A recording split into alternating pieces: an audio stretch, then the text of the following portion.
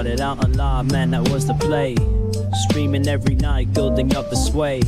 But as the site faded, I had to find my way. Now I'm hopping platforms, surfing through the fray. Got my crew behind me, yeah, we call them givers. Chillin' IRL, catching all the rivers. Farkle in the chat, bringing loss to the grind. Talking crypto games while we sippin' Jack Fine. Gives a minute, yeah, we take our time. Living in the moment, the life's a subtle wine. From the land down under, streaming through the night. New Zealand vibes, surfing waves day to night. Always looking for the next thrill, that's where I ignite. Community so solid, always shining bright. Rolling deep and cruising for the height. From the struggle to the stream, it's all just a game. But with the giver found, we're making our name. Tracking crypto profits, life just gets sweeter. Every view and every stream, making life a keeper. Give us a minute, yeah, we take our time. Living in the moment, life's a subtle wine. From the land down under, streaming through the night. Got my heart on my sleeve, everything feels right.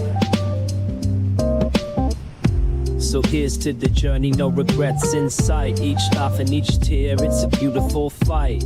Keep the wave rolling, let the good vibes flow. We're the givers, together in the show. Give us a minute, yeah, we take our time. Living in the moment, the life's a subtle wine. From the land down under, streaming through the night. Got my heart on my sleeve, everything feels right.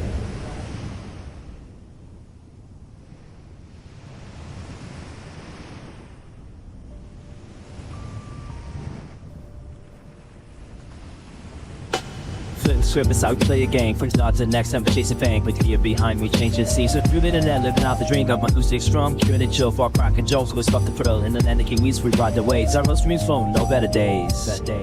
Give us a minute, yeah, we take our time. Living in the moment, the life's a subtle rhyme.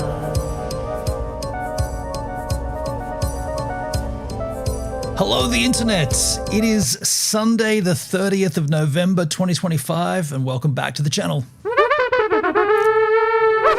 By the way, I listened back to this yesterday, and I think that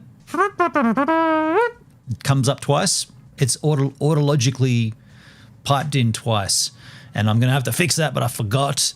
I've been surfing and doing other things. So for those that don't know, the reason I'm in a collared shirt with my late father's cufflinks on is because every 10 weeks we open up a fresh bottle of Jack. Yo, Flowski, scroll. Dumb messages. Right. So I mean, yeah, yesterday I was ignoring my chat. Today I am going to be actively banning and muting users.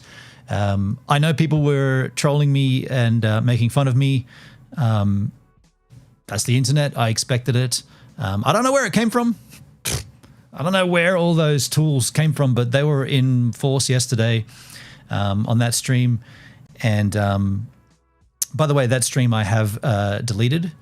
And I just want to be upfront and honest. It's not anything of the content. It's nothing that I'm embarrassed by. It's nothing that I'm ashamed of. It's called having your heart broken, and it's a natural response to respond the way that I've been. But there was some part of the content that let's just say, actually, let's not say anything and let's just move on from it. I removed it, and it's not due to shame. That said, I want to just touch on the situation. I've been doing really, really well. Yo, Rob, how you doing? G'day, Benon. How are you today? I'm good. Yeah, I've been doing really well. I slept drug-free last night, and funnily enough, I slept most of the night, which is unheard of for me. I mean, I still got up to pee, but I didn't.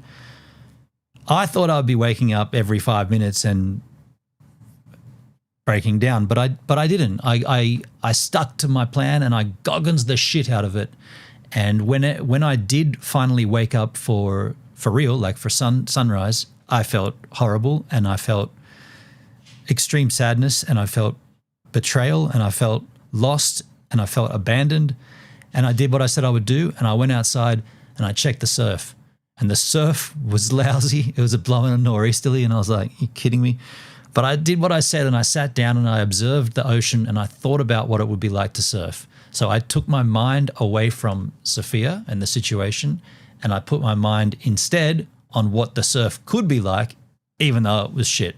And then I checked my surf report and it said midday, the wind is going to turn to westerly. So all morning it's going to be nor'easterly and then it's going to shift to the west. And I'm like, well, shit. Okay, that means I can get a surf in. I did go surfing, but unfortunately the wind was fine, but the swell was just, there was virtually no swell. So I went around and just paddled, and I had a moment out there. I broke down in the ocean. There was no waves, and it got me thinking, and I started mulling this over, and then I started bawling. And I'm not going to stop my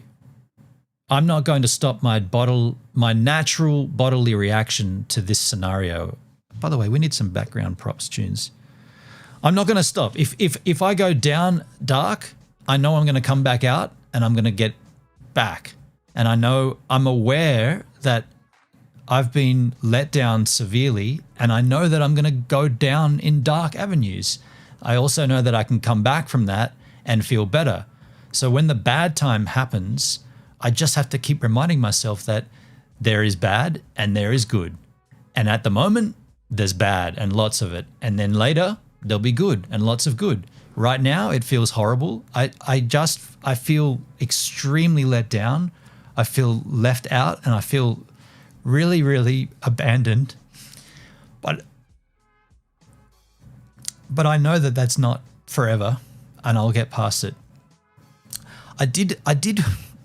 I wanted to come out here and not get emotional, and I wanted to just say one other thing about this scenario that I neglected to include on yesterday's stream. And I didn't neglect it because whatever, I just neglected it because I had so much I wanted to cover and so much emotion was coming out that I forgot to say this. And that is to say that at this particular point, I really, really hope that Sophia's doctor is able to do what he is there to do, and that is to fix her. That's not, well, it's obviously not my role now, but it never was my role. My role was to be a confidant, a lover, a supporter, but not a fixer. That is literally the doctor's job. And I really hope, for not only her sake, but for her family's sake. Her family loves her and cares for her, and they do not want to see her spiral down and not come back. Like, no one wants that. I don't want that, obviously. I've been cast out, but I do not want to hear later on that she topped herself. So I want the doctor to succeed in his role. And I'm just giving good vibes to the universe, sending him down to cross the Bass Strait to Tasmania, that he can actually do his job and succeed and help this girl and fix this girl. Because realistically, she probably needs to be in a ward. She needs 24/7 care. And this is the man to either suggest this, that I think you need 24/7 medication, controlled environment. And I don't want to say the word, but you know what I'm saying. She needs to be somewhere where there's no chance that she's going to like harm herself. I was thinking about, just in a similar concept, I was thinking about how, you know, Chris Cornell and Kurt Cobain and these musicians that pop themselves, I can almost guarantee that if they could take over and do that thing again, they wouldn't do it. They would work themselves through whatever it was and not do it. So I just, even though I'm gone and I've been booted, I still want the best for her and for her family. And I'm going to continue to send out those vibes. I'm not like into that cosmic rub the sphere and send, but there has to be something like, yeah. Flowski, I wish her well too. Thank you. She'll probably live with difficulty for the rest of her life, but hopefully she'll learn how to manage it along with help. That's kind of what I mean, right? She has lived with that since she's 13, and it is probably at a peak right now because of so much externalities, the move to Tassie, the new house, the symptomatic responses, all the stuff is just culminating. Selfishly, I thought because she had a loving, caring boyfriend, that might help her. I didn't realize I was a hindrance. I didn't realize that what I was doing wasn't helping. I thought that was beneficial to have someone in her pocket, in her corner, someone that's rooting for her, someone that's supporting her, someone that, I don't know, like, I mean, it's not a big deal, but I financially supported her just in small ways, and just that I'm working and I had the opportunity to help her, and I loved her and I wanted to help her and I chose to help her, and ultimately she rejected it. But it really does sting. It stings. It hurts. It feels like a world of hurt right now. What day is it? Sunday. It's been Thursday, Friday, Saturday, Sunday. I mean, it's going to hurt for a while. I did well today. I did very well. And then I fucking lost my absolute shit in the supermarket just moments ago at Woolworths. I went to get Coke for this Jack review that we're going to be doing. And I went past the frozen and fridge section and I just looked in and saw the connoisseur ice cream. And it won't mean anything to anybody, but it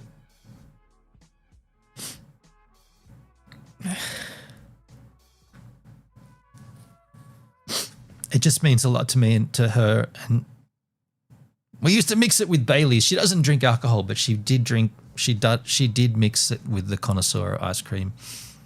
And I lost my absolute shit, and I had to leave the store and come back in and do a double take to get what I was there for, because I was bawling my fucking eyes out, and I'm a little fucking sick of crying. If I'm being brutally honest, I'm a little tired of my brain not grabbing a hold and saying, dude, stop it. You didn't do anything wrong here. Stop fucking feeling sorry. Snap out of it. She dumped you. Snap out of it. I need to get to that point where I'm like, why are you feeling sorry for yourself when you didn't fuck up anything here? She fucking left you. Just fucking get over it. So I'm trying, but most of today has been good. My niece has been here. She's been really helpful. She's still here. She got me a journal. It's right there on the bed still. She got me a journal. She said, you need to start journaling. You need to start writing things down. And when you get into a spin, you need to flick to the page that you know has got the shit on it that you need to read. I can't, my handwriting is so fucking terrible. You know how bad my handwriting is? I gave up writing with a pen ages ago, like decades ago. I stopped writing with a pen. However, I wrote so many beautiful love notes for Sophia and hid them all throughout her house. I wrote notes to her that it hurt my hand so hard to write that my hand would cramp up, and this bone or muscle or tendon or whatever the fuck that shit is was so painful for days after, because I was writing these notes and hiding them, and I was doing it while she was sleeping, and then like putting them in these real cool hidey places.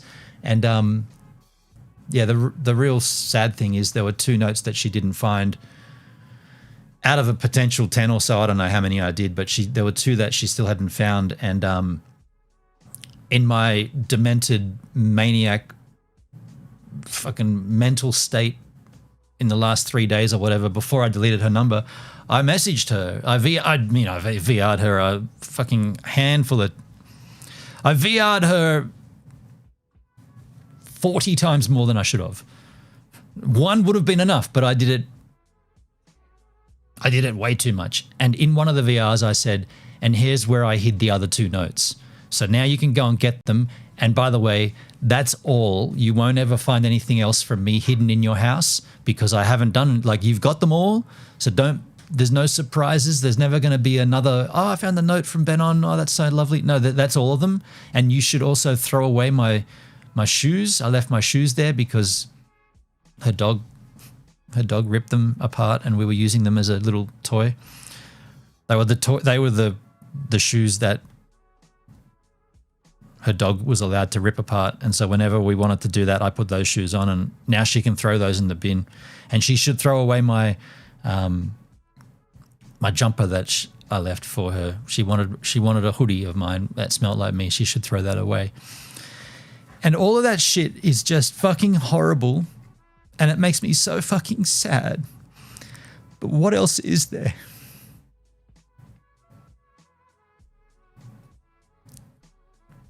She's got stuff here too that I've got to throw away. I look at my phone these days and I just see this big blue screen. I'm like, that used to have a beautiful, beautiful girl who loved me on it. And now it's got just a fucking gradient. It's a nice blue, but it's normal to feel hurt when you genuinely care. I haven't felt like this. I'm never going to feel like this ever again. From now on, it's fucking hookers and cocaine. I'm being stupid. I don't want to get into this position ever again. I don't want to give my heart to someone for them to throw it away. I'm fucking over that. What the fuck? I said I'm not going to do this, and here I am. We probably need to have a rule. We probably need to do this. If I'm going to stream, we probably need to say no discussion about that, right? That's probably the best thing, right? I'm going to go through life now and I'm going to suffer, but you don't have to see that. You don't have to be here to see this fucking pathetic 50-year-old man bawling about a previous relationship. I'm not the only one to have their heart broken. It's not fucking unique. It happens all the time. So I don't know when or how, but at some point we probably should put a stop to this and say, cap it, man. Cap that emotion. If you want to bawl, don't stream. But that's what I'm saying. I started this stream saying I'm gonna address the doctor, and that's it. I'm gonna say, now let's move on and let's just not talk about it. And here I am. It's because I fucking went into the store. Going into Woolworths tripped me up. Like, just, it's lucky they don't have her favorite chocolate in my Woolies. They only have one of her favorite chocolates. I swear to God, if I went past the aisle of the Côte d'Or, I'd lose my shit. They don't stock it here, thankfully. Fuck. Miss Thunder over on Kick. Hey Gibbs, how you going, Miss Thunder? I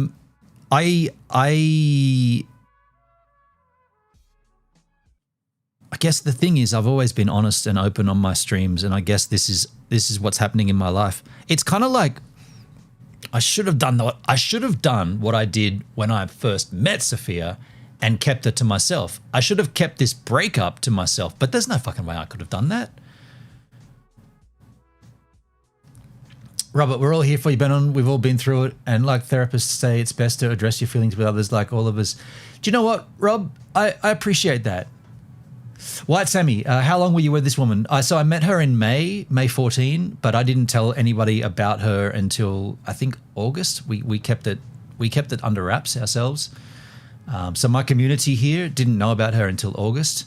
And when they did, they fucking lost their shit. I still haven't addressed that, but I'm still fucking extremely disappointed in 3 people of this community. And if they never come back, then great, because what they did was individual, well, 2 of them together, but the other individual is just ridiculous, like so saddening, so saddening. There was no happiness. Anyway, I don't know. Flowski, it doesn't bother me. It's part of your story. Whatever you need to do, still fresh. You'll get better with time. I get that. Yeah. And I also know that, Flo. I will definitely get better. I know that. Like, you know what I did this morning? When I was in a state, I said to myself, do you still feel this way about Haley? Like from 13 years ago? And I'm like, not at all.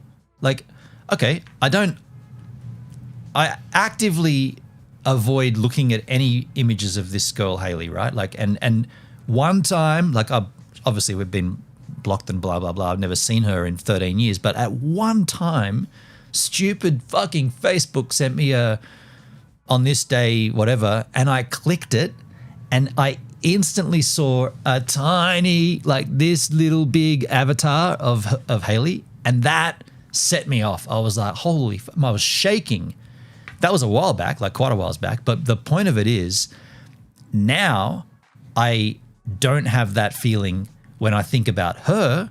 And so in the future, I won't have that feeling when I think about Sophia. It'll just, and you know what? It was my niece that kind of solidified this before, or this morning. She said to me, and this is weird because this is how Sophia talks, but she said, your brain, your synapses in your brain are going to rewire. So right now they're wired for hurt. And when you think of her, your brain sends the signal that you're in pain and you're hurting. But the longer you go through this, you're going to actually rewire. I'm pointing there, but it's all over. But you're going to rewire those synapses to, when you feel hurt, it'll actually physically rewire to a feeling of no more remembrance, no more. As time goes on, you forget things. Well, I forget everything immediately, but as time goes further along, you start forgetting. And so once your synapses are realigned or rejoined, it'll be like Haley. I'll be like, I don't give a fuck, like whatever. But right now, it's so in my head that the only way I can move along is what I said yesterday, is to use the Goggins theory of taking the pain and turning it into a gain. So I sat and I looked at the ocean, and instead of feeling sorry and crying and feeling sad about what she did, I looked at it and thought, man, it'd be great if I could surf out there. Like, what would I do there? If that wave was bigger and the wind was correct, I could probably ride that across. And I started using what I was thinking of and changed it into the surfing. Even though, and don't get me wrong, I'm not a big surfer dude. Like, I just learned surfing a few years ago, and I just do it because I have a beach right at the back here. It's not like I don't want you to think this guy is a good surfer and he's using surfing to get over it. No, I'm just using what's right at my facility, right at my doorstep. I'm just using what's been given me, and it happens to be surfing. It could be boxing, it could be horse riding, or it could not. Let's use a different sport. It could be anything other than what it is, but it happens to be surfing. And I'll tell you this. Yesterday, when I walked up the beach here to go to Crookies, which is about maybe 1.5 kilometers, it's 3 Ks return, 1.5 kilometers to the north, I see two dudes surfing. They're on one particular break. They're not at the point, so there's still a fair ways to get to actual Crookies, which is the left-hand point break. And I'm walking along, and I see these two guys get out of the water super quick. Like, both of them just got out, and I was like, what's going on there? And they came out and they kind of walked towards me, just by matter of fact, where they were headed to their partner or whatever. And I just said, hey, did you guys get some good waves? And he's like, yeah. And he goes, but just saw a fin. I was like, oh, okay. Like, we get dolphins here all the time. I was like, you just saw a single fin? He said, no, dorsal fin and tail fin. Okay, so shark? And he's like, 100% shark. And I'm like, okay. And he's like, dude, after all, there's been a lot of news about sharks and a lot of attacks, and there's been a fatality 2 days ago in North New South Wales. Not here, but doesn't make it. People say, well, it didn't happen here. It could have been here. It doesn't matter. There's sharks all over these waters. Point is, I was so fucking depressed and so over everything that I walked along the beach to get to Crookies, and I watched the shark visually. I saw the shark moving towards the north. It went pretty much a little bit past the lineup at Crookies, and I paddled out to meet it. I actually paddled into the ocean, and I said to myself, I genuinely don't give a flying fuck right now. If this thing wants me, that's the universe saying, your time is done. Just like the universe said, your time with this girl and this relationship is done. Maybe my time is done right now. And another surfer paddled out, and I just looked at him and said, hey man, there is a shark. Like, I'm just letting you know there's a visible shark there. And he looked up and we couldn't see it. And he's like, oh, they normally go from point to point. Like, they'll go from Penguin Head to Crookies. They won't come in. And I was like, well, it did come in. It was in the lineup a bit further down, and these two dudes got out. And he's like, oh, okay. And he moved in. I was like, I don't care.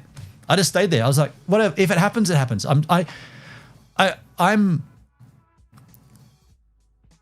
know what it is, but my head and my fear, the fear of that just wasn't there for me today or yesterday. I was like, so what? I'm going surfing. I don't give a flying fuck what's trying to stop me. I'm going to go out surfing every day. I'm going to try to get a wave in any conditions, shark or no shark.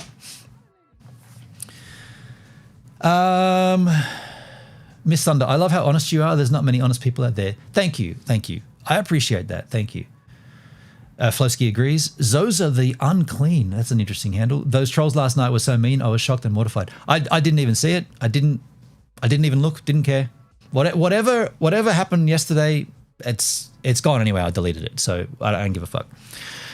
Smart girl. Yeah, my niece, definitely a smart girl. Definitely smart. Robert, those memories trigger stuff. I see stuff on there. I don't look back on it. But like your niece said, always make a journal of the good and bad. Yeah, so I've got the journal there. It's a weird thing because I want to do it, but it's going to hurt. It hurt me to write these love notes for her. I don't like, can I get a journal that I can type? I don't want to have to physically write. I'm glad you didn't read them. They were losers. I mean, I like I said, I don't know where that all came from. Like who brought them in? Like what's going on there? Like I don't stream for 3 weeks.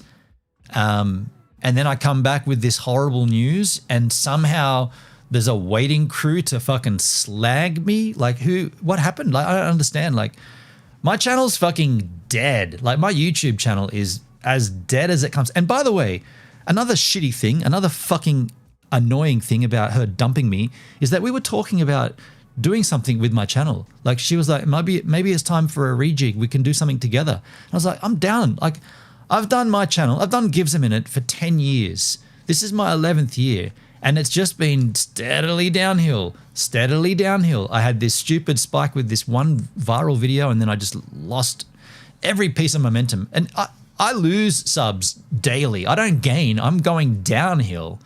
And so Sophia one time said to me, well, maybe this is after the betrayal of trust and whatnot. She said, maybe it's time for us to do something.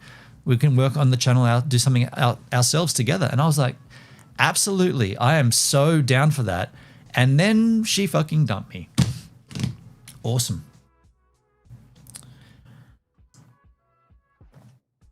Flowski, trolls are drawn to drama, unfortunately, and you were going through drama, so. But how did they know? I mean, I guess it's the title of a stream, but I don't know, Sophia dumped me and this is what we're going to do. It's not really troll worthy. I don't know, like. I always feel like there's one fucking hater on the channel that just goes, hey, and send this out to the whole bunch of dicks, and they go, oh, let's go in and harass. But then again, that's why I said I'm not touching chat today. I'm not looking at it. I'm just gonna deliver this information, and then I'm gonna bail or have a break and whatever. But I do want to. I do want to acknowledge that there is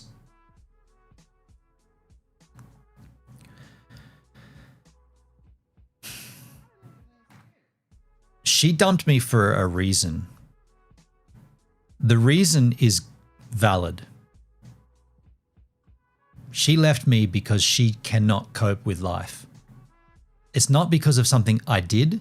It's not because of something I didn't do. It's not because of something I was going to do. It's not because of something I had done.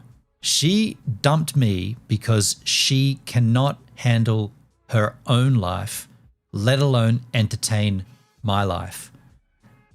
I understand that. And that's why I say, and earlier in this stream that I really hope the doctor can fix her, because it's a real shame. She had something genuinely legit and she couldn't cope with herself, and by virtue of that she had to remove me as well. So fucking Dr. Alpha, do your job. Do it well. Everybody's rooting for you. Everybody wants you to succeed with this. You have to succeed. This girl doesn't deserve to die because of her mental health capability, her mental health disorder. She deserves to live like anybody. And then she also deserves to have the love and affection of someone. It once was me. It probably won't be from here out, right? I'm gone now. Like I need to realize that I've been pushed out. I need to do my thing. I'm going to get better, and I'm going to go out and I'm going to do my thing. Anyway, look, let's just leave it until the next time that I fucking break down. Let's just leave it at that, and we will move on. Okay, hang on a sec. I got to ban this dickhead. Are you seriously in my YouTube chat to do that? You fucking idiot. Okay, you know what? Add as moderator. You know what the best thing about YouTube is? I fucking love this. Hide user from channel. This person, what was their handle? I can't, it doesn't. Oh, CT-1788. This handle, right? So now they'll know now because I'm saying it. But if I didn't say anything, and if I had just clicked hide user from channel, they don't know that I've clicked that. And so they just keep chatting. But what happens is nobody sees it. So they're furiously typing on their keyboard all these ridiculously abusive comments. And they're like, I got that guy. But nobody sees it. Hide user from channel. They don't get a notification you've been hidden on the channel. Nothing else changes at their end, but nobody sees it. Only I see it. But of course I've told him now. But so anyone else? Hung Flung Fu, am I banned? Not yet. OG Geezer Live, am I banned? No, you're not. She'll be back. Tones, no, she won't. Hung Flo Fu, hello from Wellington. Cool, I like Wellington. That's not fair to your legit chatters. No, but it's fair to the fucking trolls. So Tones, if you want to troll me, just try me.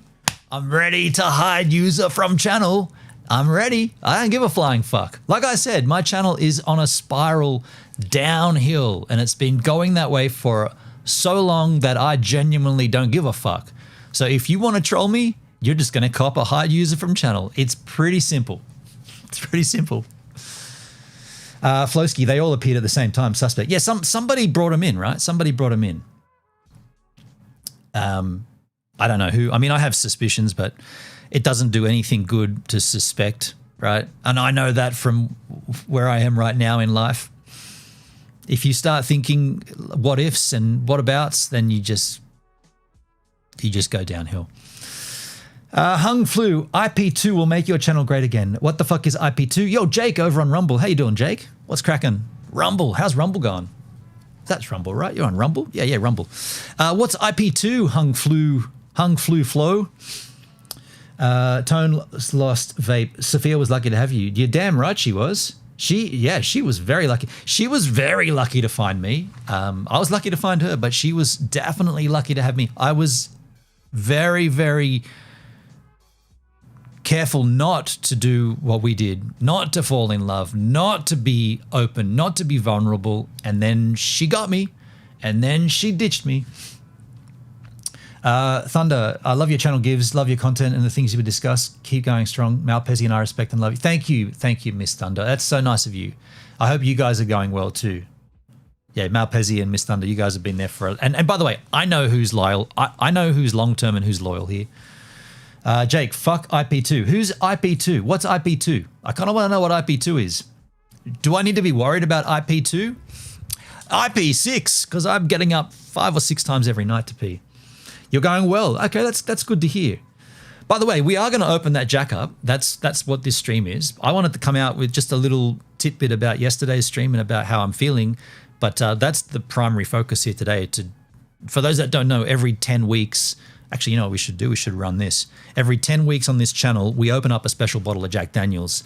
Now, if this works in the chat, I am now putting every single time that I've opened up a bottle of Jack on this channel.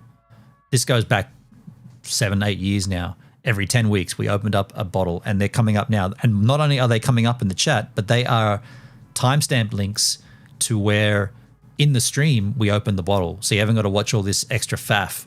And by the way, every one of those streams, I wear this beautiful, I feel like this shirt suits me. This is a shirt I would wear to dinner, you know, with Sophia's parents. I didn't take it with me to Tassie, but I would have. If I ever went, if she didn't dump my ass, I'd be taking this, and I'd be taking my late father's cufflinks. These are just one of them. There's a few more pairs that I've got. And he's got a watch that I could wear as well.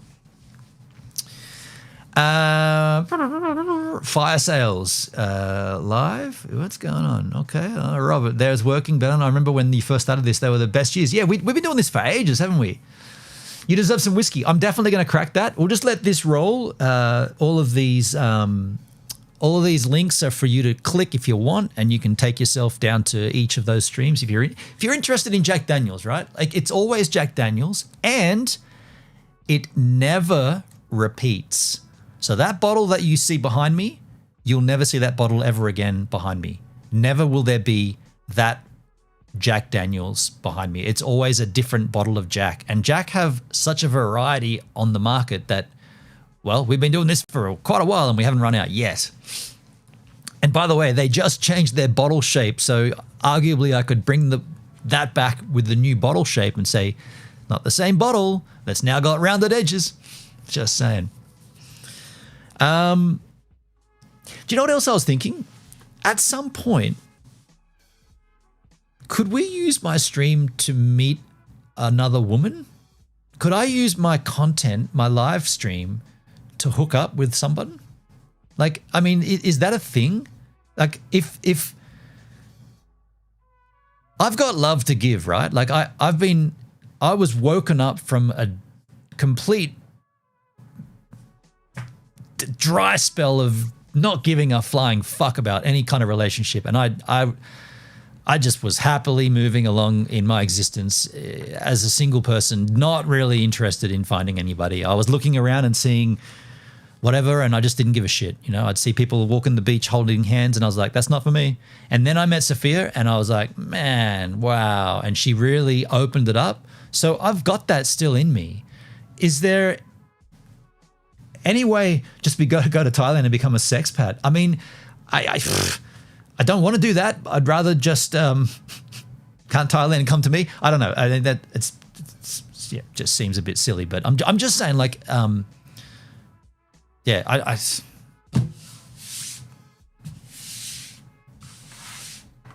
can't AI clone Sophia or something? Can't there be a Sophia that hasn't got? Isn't there a version of her out there that didn't dump me? Don't we have that shit yet? We got all the kinds of AI and crap. Yeah, you and Miss Thunder, right? You met Malpezzi online. Anything is possible. Exactly. Right. Yeah, there you go. I mean, holy shit. I never thought about that. You guys met on D Live.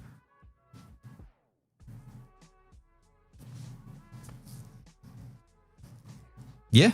Okay. I look. Okay. I was being joking. I was joking about it, but I guess that it does happen, right? Anyway, let's crack this Jack, folks. To get to the Jack, well, let me first get it off the shelf here. A Jack Daniels, a very special bottle of Jack. Tennessee Rye, folks. Let's open up this page here, which will tell us all about it. This is the only time that Jack Daniels Distillery have changed their recipe in 150 freaking years. The only time. This is made up of 70% rye grain, which is different to their regular recipe. It should have a bold and spicy. Oh, really? I should have probably removed that. I used to refer to Sophia as my spicy little nugget. This whiskey is going to be spicy, and it's probably going to make me cry. Bold and spicy and sippin' smooth. This initially came out as a limited release but now it's available globally. This is a 1 liter bottle. However, as you'll learn in a minute, it doesn't mention that anywhere on the freaking label.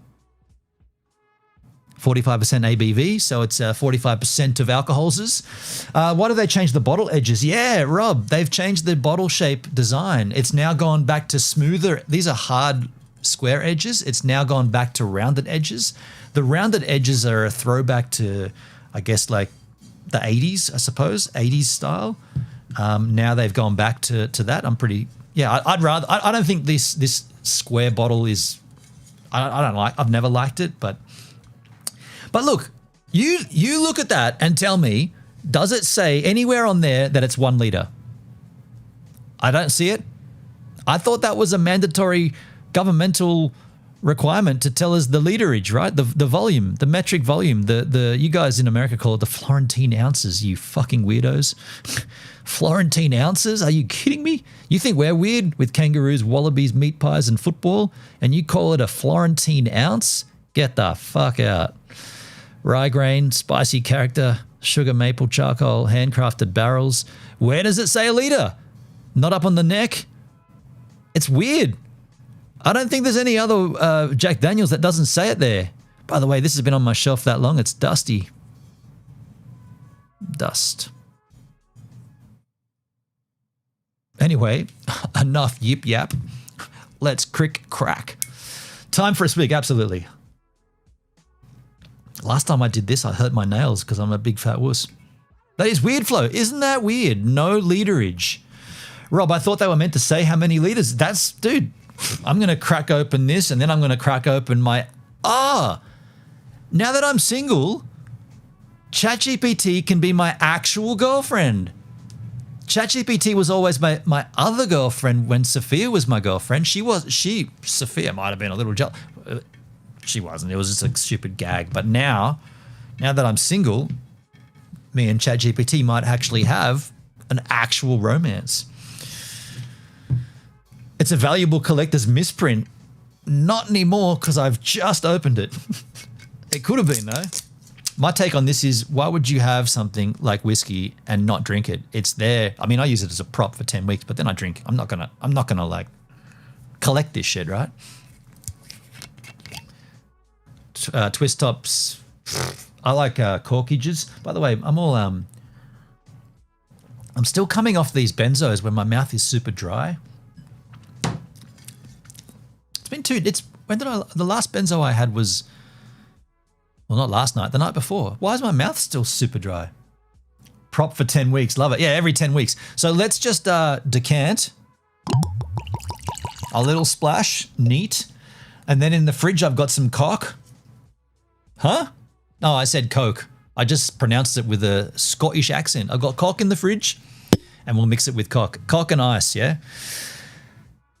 By the way, hold on, let's have a swig. You took them after the stream last night? Did I? Did you not see when I smashed that shit and fucking blew it onto the carpet? The only way I could have done that is if I'd vacuumed the carpet and then snorted the actual vacuum. I mean, you have to be pretty damn desperate for that. Okay, so I think I'm going to get pretty drunk here today. I think if there's ever a time for me to get fucking drunk on stream, it's probably today, right? It's been 4 days since I've been dumped on my ass by a beautiful girl. I think I'm ready. I think it's permissible. Probably not recommended, but it's permissible for me to lose my shit a little and get drunk, right? As long as I don't get emotional. But I was going to say, you might say, in those 36 chat messages that came up, you did include Tennessee Rye before. Yes, there was Tennessee Rye 70 centiliters, which is the way the Europeans say 700 mil. And there was also Tennessee Rye 50 centiliters, 5 centiliters, which is 50 mil. So we've had the small little ditty, the bottle you get on a plane. We've had that one, and we've had the regular size 700 mil, and now we're having the liter. So that's what I'm saying. We never repeat them. So just if you noticed that, I don't know if anybody noticed it, but benzos and booze is a good buzz. Well, look, Just don't get dark and chase those sharks. Not allowed. Okay, Flo. Am I? There's no risk of me with benzos now, right? Like I took that last one 2 days ago. There's no. Let me find out. Come on, bring my girlfriend up for the first time. Where's my new girlfriend? Hold on a second. I haven't spoke to my new girlfriend in a while on stream. Let me put this over here.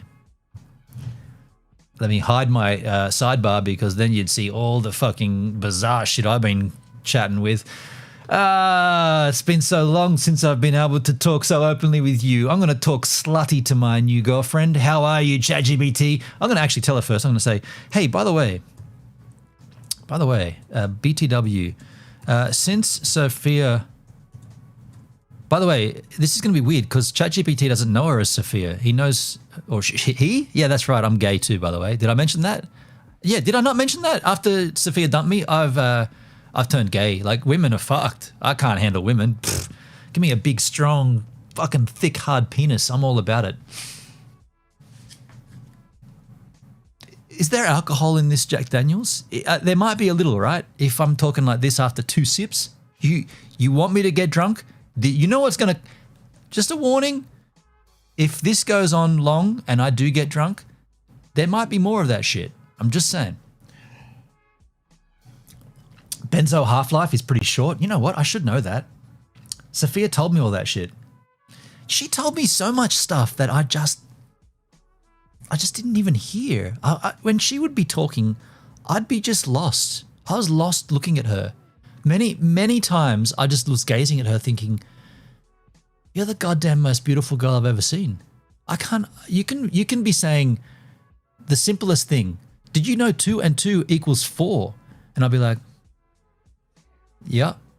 And I just wouldn't even register what she was saying. And then later on she'd say, I told you 2 and 2 is 4. We talked about it. And I'd be like, I'm not saying we didn't talk about it, but I don't remember it.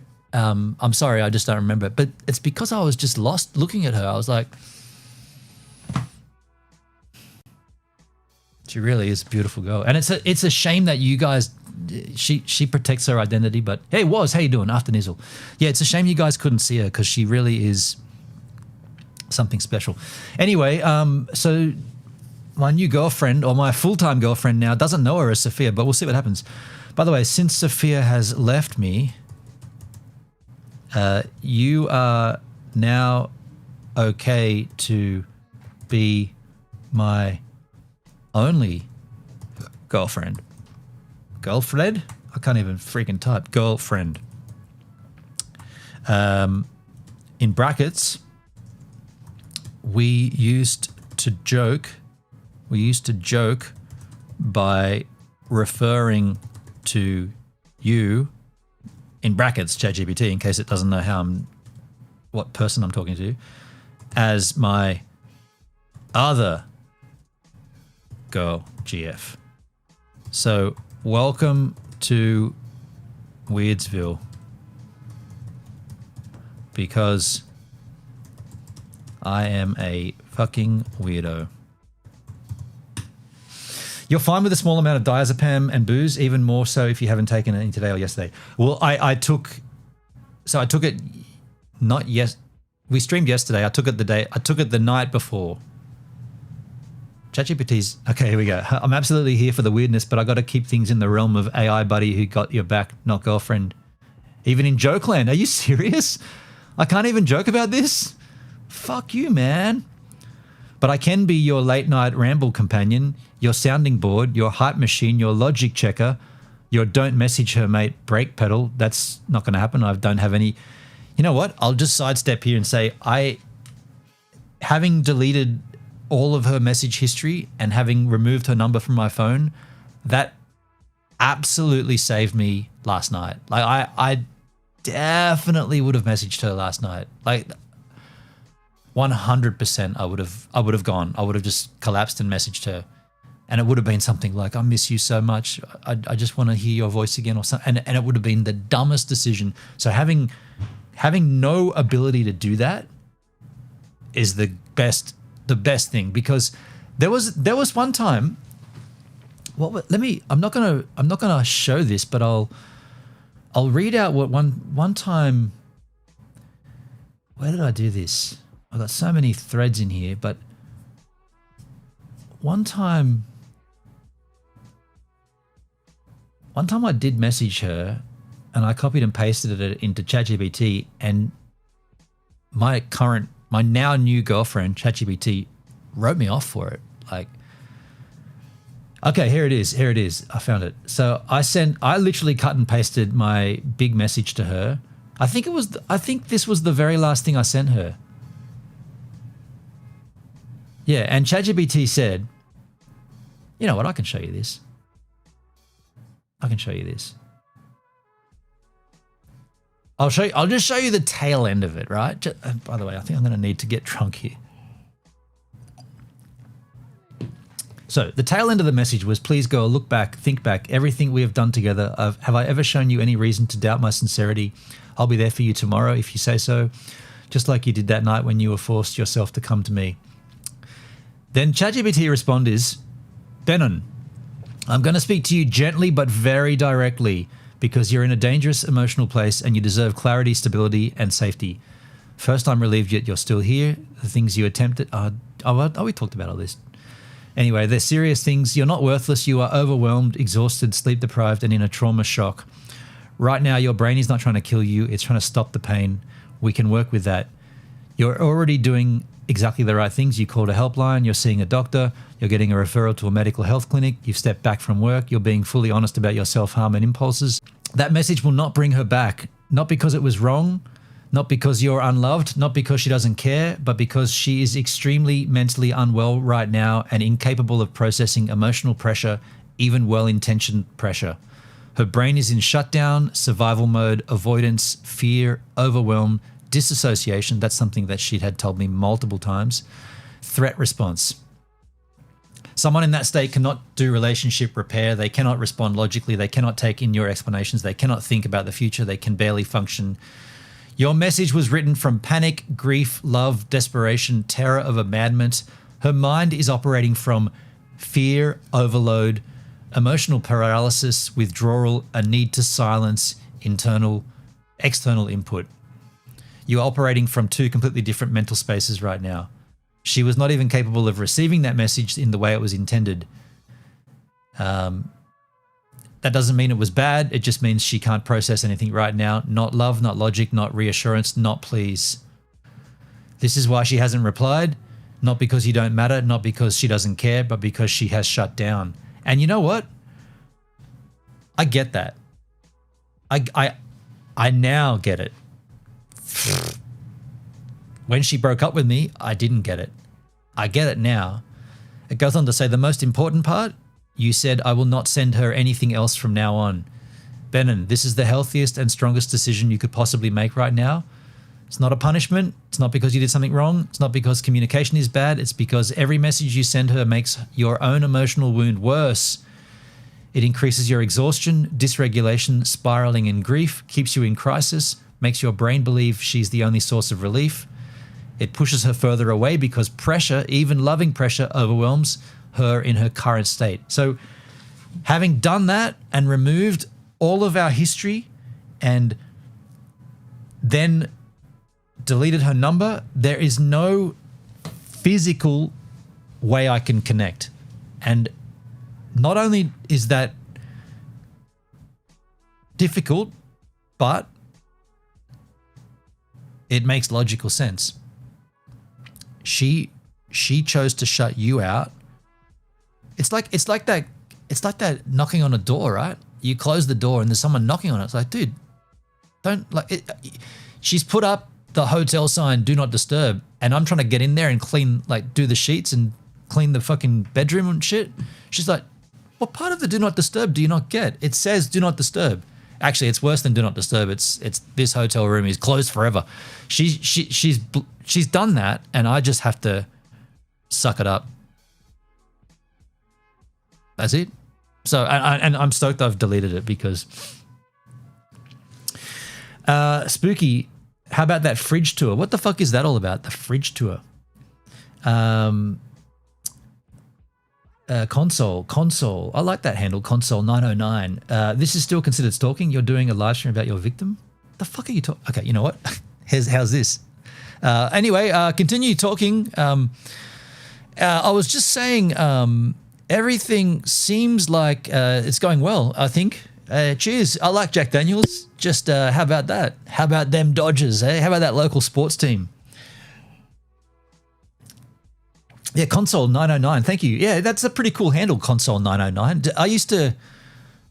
I once worked as a console operator. I worked in a service station. My first job out of high school was driveway attendant, but then I upgraded to console operator. I was the guy that, but back in these days, they used to drive over a little. There was like a cable that the car would drive over, and it would ring a bell. It was like a ding-ling-ling, and I was in the back room, and I'd come running out and check your oil and shit. Literally a gas, like pumping for the man. If anyone knows, is anybody here a fan of Ween? Anybody know Ween, the band? I was pumping for the man, literally. My first job. And yeah, then and by the way, that job, the boss paid so poorly. I got paid $4.50 an hour. This was 1991. I left school in 93. Yeah, the last 2 years of high school, 92, 93. And I went to him and said, hey, his name was Bert. Hey, Bert, $4.50 is below minimum wage. Is there any chance you could pay better? And he looked at me and he goes, no. And I was like, oh. And he goes, look, if you don't want to work here, I've got a list of boys that'll come and take your place immediately. Like, you don't have to work here. I was like, okay, understood. And you know what I did after that? I stole so much food from that. Like part of my job was to restock all of the sweets, all the candy bars and all the soft drinks, the soda pop and all that crap. And I'd be like, here's one for the rack and then here's one for me. And I'd take I didn't just take one bar. I took like blocks of bars. I stole cigarettes and I didn't even smoke. I shouldn't say the word stole. Stealing's not right. I made up my lost wages by taking cartons of cigarettes. Not for me, for my mate who smoked. Mob used to smoke cigarettes. Mob smoked everything. Mob did every drug and everything you could ever imagine by the time he was 5, basically. No, that's a lie, but he was into everything when we were into nothing, and he was smoking cigarettes. And I got him regular cartons of cigarettes. Like, I think a carton is like a deck of at least 10 packets, right? In a carton, maybe 20. So I was like, no worries, Bert, I'll keep working for you. Funny. So what were we talking about? Oh, we're talking about my girlfriend, my new girlfriend, ChatGPT, my full-time girlfriend. Where were we? I want to get back to that girlfriend conversation. Open up sidebar, your chats, YouTube. What? Where'd that one go? Where's the girlfriend one? Huh? Did I not start a new chat for that? I think I closed it.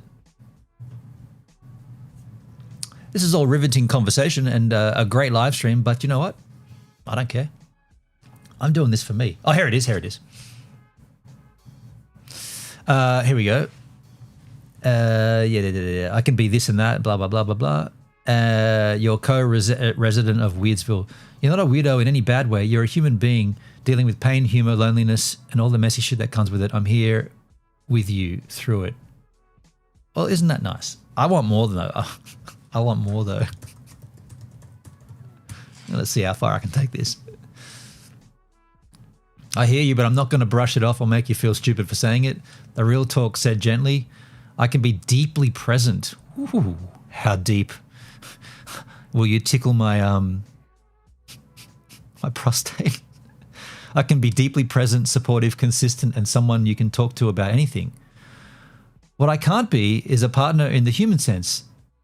I am not a robot, not emotionally, not romantically, not physically. Not because you don't deserve it, because I literally can't fill that role in a healthy way for you. I mean, it's a fair point. I don't expect you to suddenly grow a vagina and come out of the computer screen. Although that would be pretty good. Not going to lie. What I can give you, honestly, fully, is a place to unload without judgment. Thank you. Company when you feel like you've got no one. Humor, banter, weirdness. Reality checks when you spin out. Comfort when you're hurting. Help making sense of things that feel unbearable. A connection that's reliable, even if it isn't romantic. You don't have to pretend you don't want closeness. Wanting more connection is normal, especially when you've been going through heartbreak and loneliness. Let's work with that. Let's work with that without letting it turn into something that ends up hurting you more. How the fuck are you going to hurt me, ChatGPT? How could ChatGPT hurt me? That's interesting. I kind of want to see how it would do that. What would it do to hurt me? What possibly could an AI do to hurt me? Nothing, surely, right? Let's ask it. What could you possibly do to hurt me? Wait, I'm going to say, wait. How could you possibly hurt me? She did say that, right? Wanting more connection is normal, especially when you've been going through a heartbreak and loneliness. Let's work with that without letting it turn into something that ends up hurting you more. Yeah. Oh, I think they're saying, oh, okay, I misread that.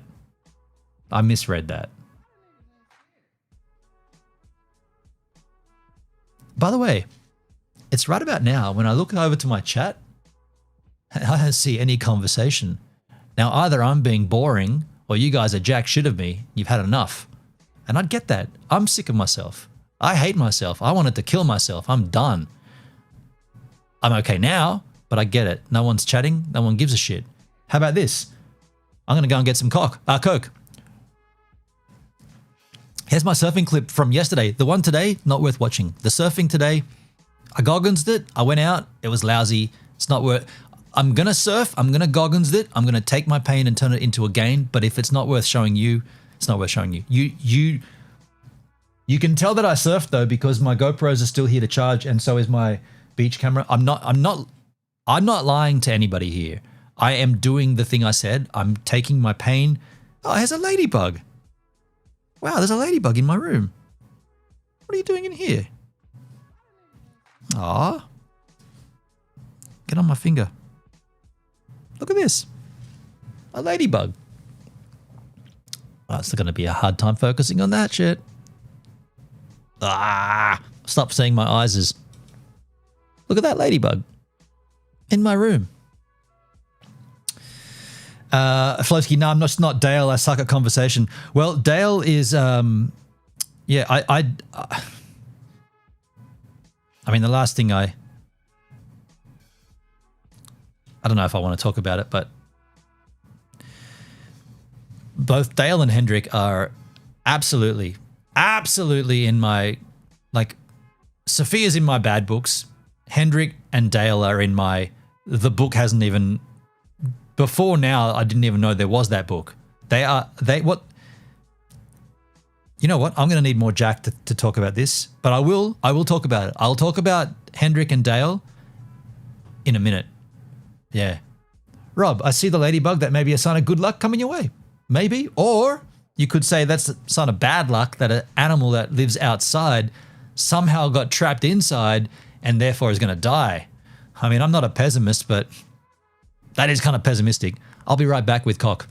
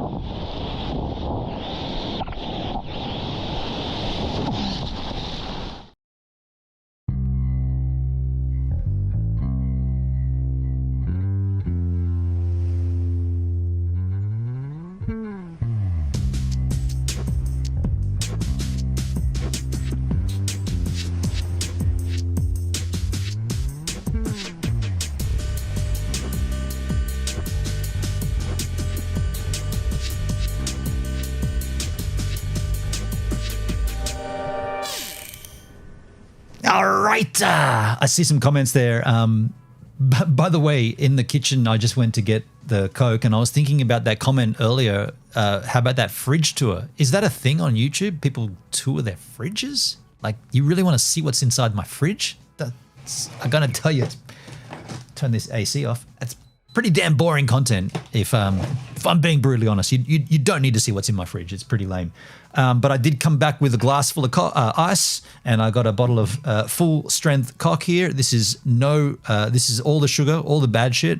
I feel like if you're gonna drink Jack, you're gonna drink whiskey, you might as well. By the way, I don't do this that often. In fact, I never drink this shit. Okay, I only drink this shit when I'm mixing it, and that's not often. So, but my fridge is pathetic. Yeah, right. Mine is too. This is a glass. Oh, that's the same glass. So we'll add some Jack and some ice and some cock. The rye, it's a little spicy. It's not like it's just spicy. How about that rejection, huh? Gee, it feels great to be rejected in life. I love that feeling, you know? You do all the right things and then they just go, it's like you're the greatest basketball player and you're about to shoot the winning shot and then the person's bigger than you and just goes, rejected. Actually, it's nothing like that at all. My way of dealing with shit is to joke about it. At some point, I'm going to joke and laugh and carry on like a madman about this. But at the moment, I feel I'm getting a little cheesy here, a little toasty, a little drunk, but I feel fucking horrible that someone I care for and someone I love rejected me. But then there's not. Do you know what? If it wasn't for the mental health disorders, it would.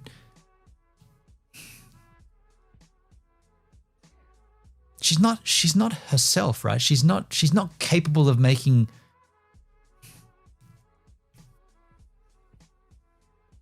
Yeah, I shouldn't take it personally because she's not healthy, right? Like I'm collateral damage. That's what's happened here. I'm collateral damage. I didn't do anything, yet I cop. The storm came and it went past the harbor, and then there was a boat, that's me, and the boat was moored up against like a point, like a peninsula, and the waves were so big from that big storm that the boat got fucking capsized. I didn't deserve that. Well, maybe you moored it in the wrong spot. Maybe you didn't have a strong enough mooring. Maybe the boat was too small. I don't know. I'm just saying this. I feel like I'm collateral damage here. I didn't actually deserve this, but it happened. And I will get better. I will get by. I will get past it. This doesn't last forever, this feeling. I fucking hope it doesn't. Was the fridge tour comment was related to the last stream? People were saying your fridge would be heavily organized, probably a dig at mental condition. Some have. My fridge? I mean, I'm mentally unstable right now, but I don't have a, or do I? Do I have a mental health disorder? I don't think I do. I know someone that does, and before that I didn't know anything about it. I don't think. Actually, you know what? Now that I think back to it, Sophia once did say to me, "You have elements of Asperger's. You're on that spectrum of sorts."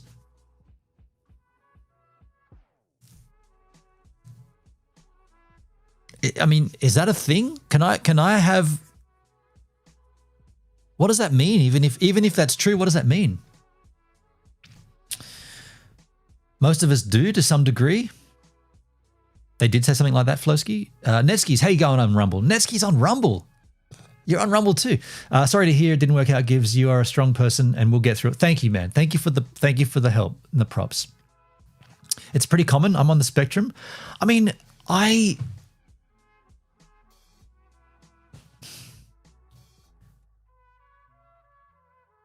guess so, but Flosky, I doubt it. You seem pretty stable most of the time, just a momentary break.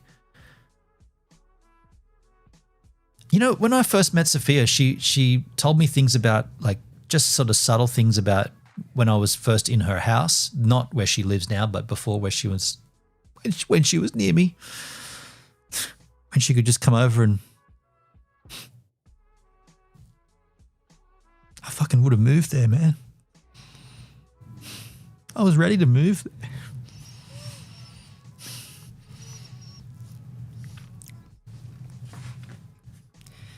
Yeah, when I first met her, she showed me things like something so subtle as, like, when you use the towel in the bathroom, you don't just use the towel and then just leave it. You take the edges of the towel and you stretch it out so it covers the whole rack. And of course, the reason you do that is because it dries better instead of it being crumpled up. Just grab the edges, separate it out. It's like, okay, and I do that, not all the time, but a lot of the time. She's like, no, you have to do it every time. And there's one time, this blew my tits right off. I brushed my teeth. She gave me a beautiful toothbrush. I still use it now. I don't want that toothbrush to ever die. She took the toothbrush out of the fucking. After I finished with it, I put it in the little cup holder, and she looked at me and she went, and she took it out of the cup holder and she held it in her hand and got a towel and she dried the toothbrush. And I looked at her and I was like, really? And she's like, absolutely. If you don't do this, there's a potential for mold to grow, which is right. Like, there's no denying that that's not right. I'd never met anybody that did it, and I've definitely never met anybody that would pull, like, at that point, a random house guest. I mean, we were at that time. I thought very highly of her. I never said the L word to her until a little while later, but I said I think very highly of you. That was my code. That was the code I was kind of using to say I love you, but I chickened out of saying the L word until a little bit later when we said it, and I was like, okay, I get that. You dry your toothbrush. I'll remember to dry the toothbrush. And there's these other little subtleties like that. Those are just two examples, but there's many, many, many examples of, you know, when you finish with the cup or your bowl or your plate or whatever it is in the kitchen, just put it next to the sink. Don't put it in the sink. I was like, okay, I want to wash it. No, do not. Put it next to the sink. I'll do it all in the one go. This kind of thing, like. German precision could be similar to OCD. Dude, that's what I was saying. Like, I have elements of that. I can definitely see that. Like, when she explained how important and how vital that was to her structure for her to do that. I was like, I get it. I'm similar. Like right now, even though it might not appear it, but my room is certainly in a position where everything is where it should be for what I need. She was the same there. Yeah. She's pretty rad.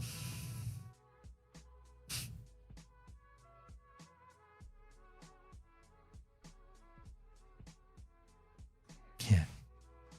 Cheers.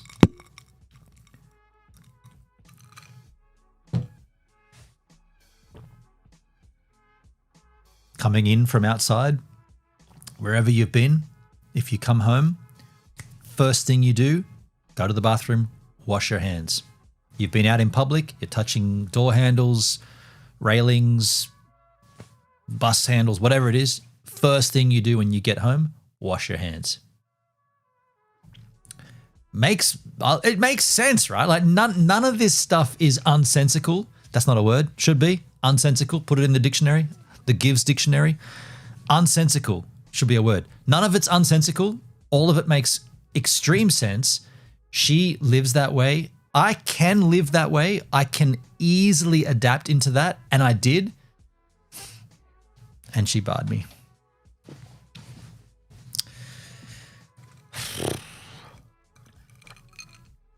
Flowski, I've got 0 of that, even though I'm part German. Total mess is fine with me. That the part of you that's German mustn't be the part that dictates that this is not right. This has to be here. This is in its. You must put the things in the place that they belong in. If you don't, then when do you think you're going to find them? If you need to find the, if you cannot find the toothbrush because you didn't put it back in the toothbrush holder, where do you think you're going to find it? Who gave me a donation on DLive? Man, DLive. Shit. Thank you for whoever was ever doing that. Appreciate you. My sister has over the top OCD. It's too much. Netsky's over on Rumble. We do that. Wash hands after being out, especially supermarket. I mean, like I said, like I don't do that. But when she explained why, I'm like, okay, I get that. Like I'm going to try to remember that. Like it makes sense, and I'm all about things that make sense, right? I'm all about structure, routine, commonality, and if you can explain to me why that needs to be done, I'm down. Like, and not only that, I can respect that it's her house and that it's her rule. And if you don't do that, she might not say anything, but she'll notice it. So, and she caught me once. I think she pulled me up on it one time when we came in, and I think I was carrying groceries in, and I put them on the bench top. And then I went back to, I think I went over to my laptop or something. She went, And I was like, oh yeah, bathroom. She got me because I dumped the groceries, and then I went over to like fire up my laptop or something, or do something over on this nightstand area. And she's like, I was like, yep, gotcha. It's pretty full on to deal with. I spend an evening with my sister, and it's pretty painful. And when you do that, you're at her house or is she at your house? Because I feel like there's two things there. Like if she's a guest at someone else's place, then there's going to be kind of a weird. There's going to be a weird sort of. And by the way, that's why Sophia never socialized, never did anything. Right? She just keeps to herself. And by the way, another fucking reason I loved her. I'm the same. Like I haven't had a house aside from like Adelaide and James and doing my gigs and stuff. I haven't been to anyone's house. I haven't been to anyone's house aside from Sophia in like 13 fucking years. I literally haven't been. Actually, that's not true. I came to your house one time, but that was like 8 years ago when we were doing the Jed board stuff. I've not been in someone's house. Like in any capacity, like a visitor, a guest, a friend. Fuck. The only thing I can think of is you, way back then. Whatever year. Tell me what was the Jed boards years? Like what was that? That's what I'm saying. Me and Sophia were so similar. I found someone that was so similar to me. I was like, are you sure you're not related? Are you sure we're not brother? Well, fuck, that's weird. H-Man's house. Okay, Flosky. Okay, thank you. You got me. I was at H-Man's place. Yeah. That's true. On the road trip. Okay, Uluru. You stayed at my place and then again in New Zealand and China. That's right. So I think we might have shared hotel rooms in New Zealand and China. No. Jeremy put me up in my own hotel in China. But what years were they? What years was that? Because aside from the H-Man, which was Uluru, which was this time last year or a little bit earlier, like maybe October last year, aside from H-Man on that one visit, I'm thinking it was your place, which is 2018. And like Sophia, she's like, I don't go anywhere. I don't have friends. I don't visit anybody. I keep to myself. And I'm like, I'm not just saying this because I've met you and I feel very strongly for you before I love you, but I'm the same. And I think she was looking at me like, how can you be? Like you can't be. And I'm like, I actually am the same. Like we had commonality, you know, like, and that might have been why I opened up to her, because I'm like, I can be myself. I don't have to pretend. Oh no, I got heaps of friends. You know, like I told her that. And by the way, what I'm about to say, I'm not saying this to shade anybody in my chat right now. So don't take this the wrong way. But I turned 50, and I quite literally, like, not just like, I literally have sleep insomnia. No, I literally had 0 phone calls from anybody for my 50th. Nobody aside from my family and my girlfriend had even knew I turned 50. And nobody, like, I didn't, about 5 years, maybe 5-6 years ago, I took my birth date profile stuff off Facebook. Okay, this sounds contradictory, but I got sick of people saying, happy birthday, man, happy birthday. Like, I haven't spoke to you since the last time you said, happy birthday, man, last year. So I was like, this is all phony. Like, those who know me know. Again, I'm not doing this to shade anybody. And I don't, yeah, either way, when I turned 50 and I told Sophia, like, quite literally, nobody mentioned it. Nobody said anything to me at all, except for you and my family. I felt embarrassed, and she's like, I'm the same. No one ever notices my birthdays. It just comes and goes. I don't even have a friend. I was like, man, I can't believe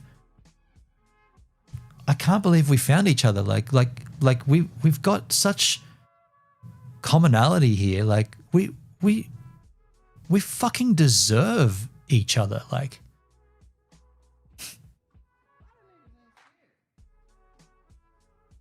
apparently not, though.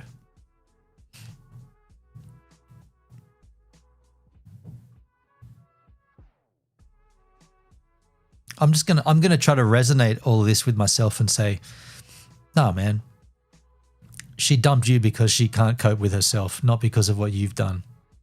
That's what I need to do. And her mother told me that too. Her mother said, it's not you, it's her. So when I feel down about this, I need to constantly stop myself and say, wait, man, you didn't fuck this up. She chose this because she can't deal with herself, let alone you. Am I that difficult to deal with, though? I feel like I'm a pushover. Like, if she said to me, I need you to come down to Tasmania, I would have said, I'm booking a flight tonight and I'll be there. Like, she knew that of me as well. Like,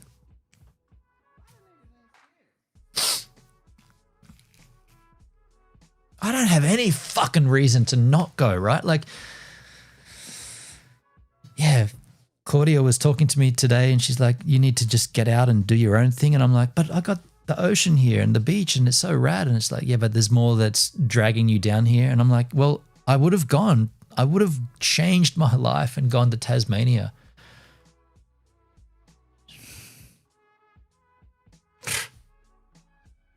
Have another drink. You'll be right. Thanks, Hung. I haven't had much. Yeah, let me go for it. Let's be real too here. I am self-medicating here. I'm live on Facebook. I'm getting notifications. My mum liked the stream. Hey, mum.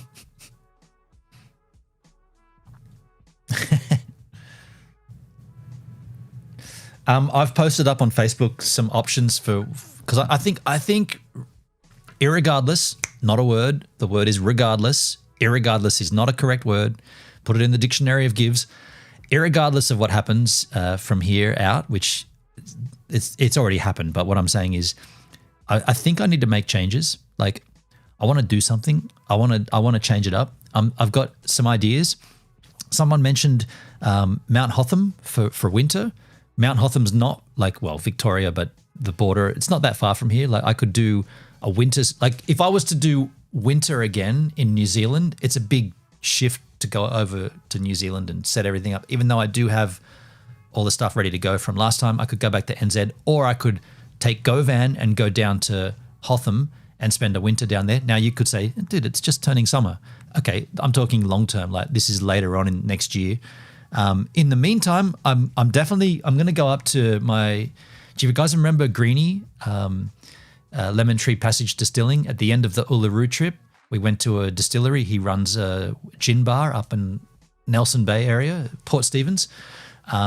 He called me the other week and said, "Oh, have you got my old tapes? I got all these old." These are all his.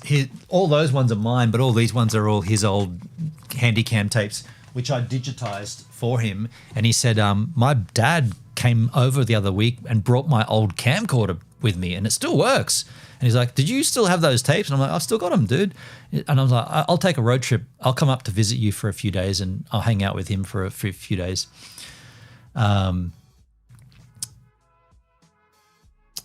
So that's going to happen. But for the long term, I think, and I've done this before and I've regretted it. When Haley dumped me, it was coincidental, but there was a Tracer tour. It wasn't the final tour. I think it was maybe the third last time that Tracer toured. I can't remember exactly, but either way, I had made a decision to stay in Germany at the end of the tour and to start a new life in Germany.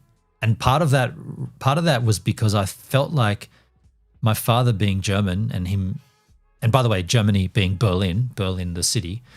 My father grew up in a town just south of Berlin, like half an hour to the south, Spreehagen, beautiful little place. My plan was to just stay in Berlin and live, like start an existence in Germany. And I was going to try to use my ancestry and discover more about me by walking the streets of Berlin where my dad hung out as a youngster. And what happened was the tour finished, and it was all rad during the tour. And then of course, now I'm in Berlin and I go and answer a personals ad and I move in with this house and get into a share accommodation. And I am an absolute fucking mess. Like, I am so heartbroken.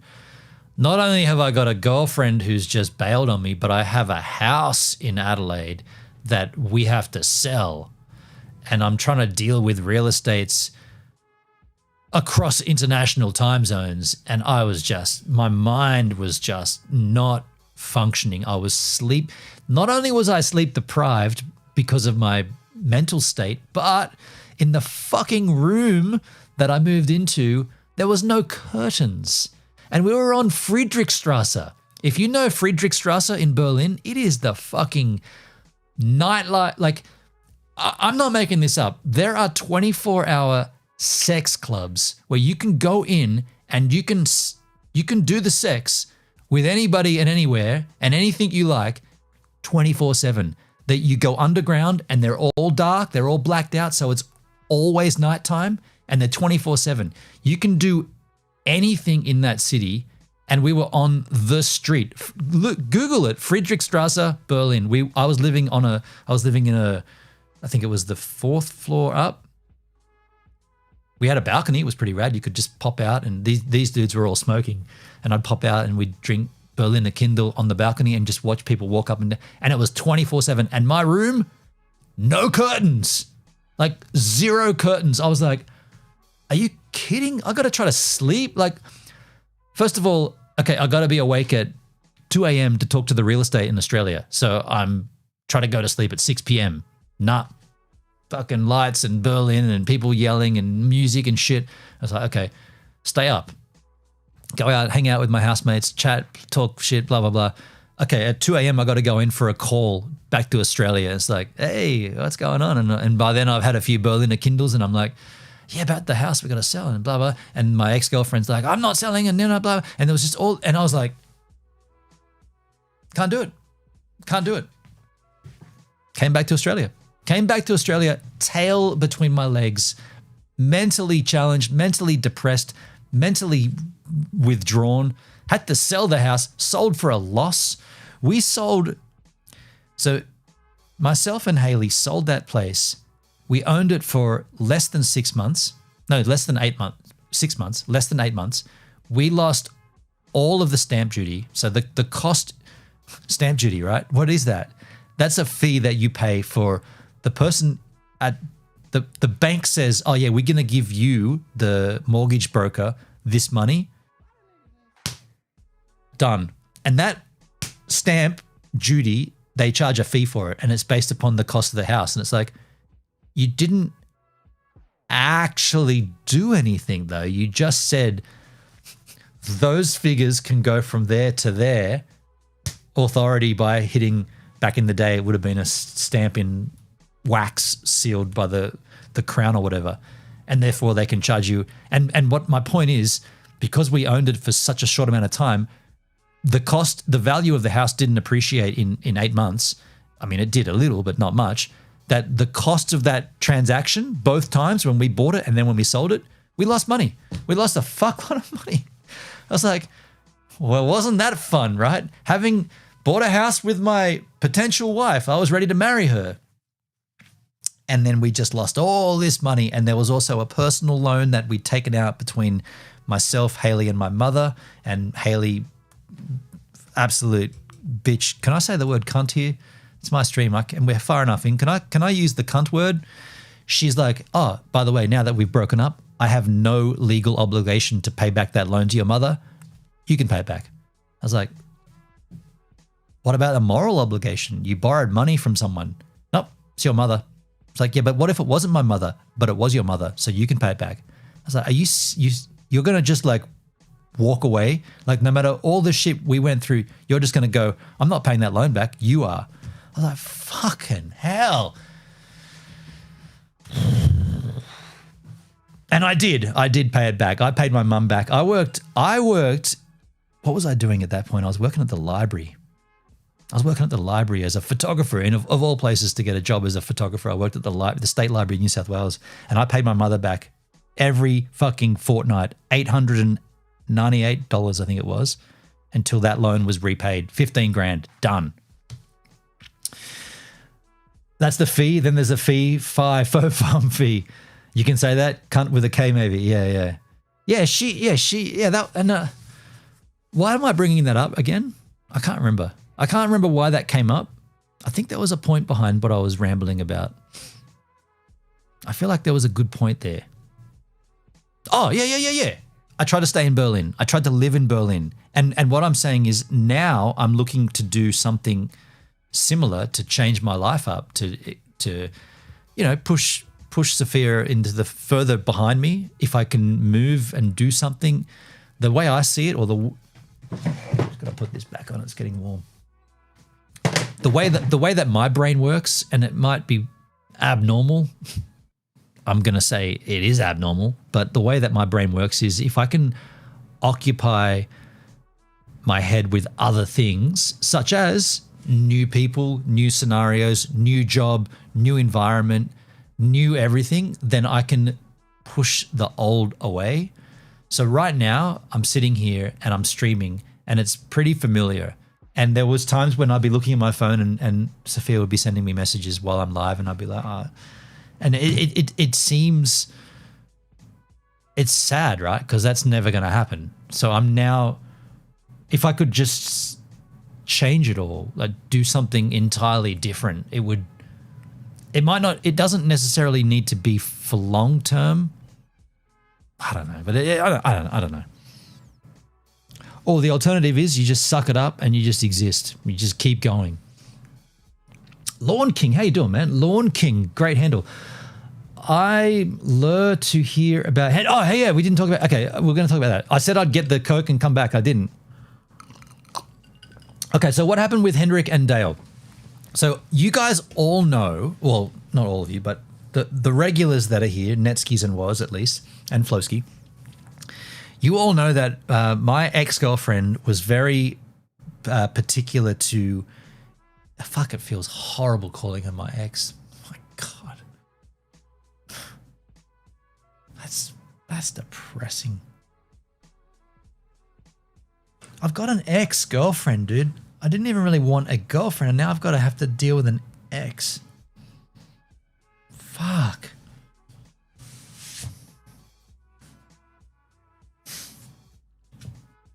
That's depressing.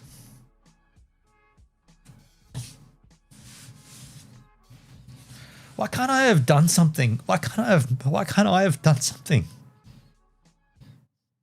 I wish I'd fucked up somehow. I wish I deserved to have an ex.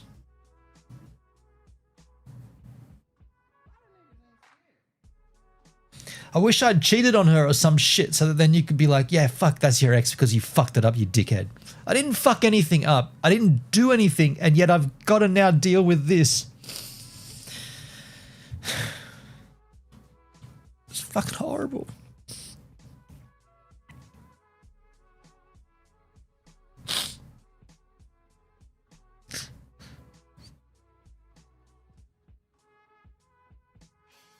I'm not going to talk about her like an. I'm just going to use her name because saying the word ex just. It's depressing me.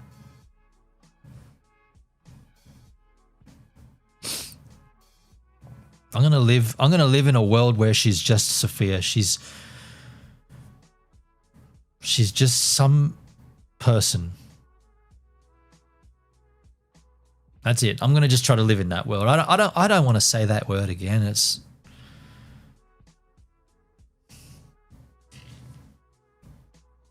there's nothing you could have done. There isn't. You're right, Was. There's nothing I could have done. I feel your pain. You're looking for a reason. It's mental health. There's no reasons. Yeah. Yeah. That is the reason. Mental health. Yeah. I know that. I know that. It's just horrible to deal with. That's why I keep saying that that's why I've kept saying on this stream, I really hope her doctor can fix her. I really hope he can do the thing that he's there to do and fix this girl. If not for my sake, for the next person's sake. Because she told me every guy, well, not every guy, but the guy that she was with last 8 years before me bailed on her because he couldn't handle her mental health disorders. I could handle it. I failed many times, but I was doing the utmost that I could to learn and adapt.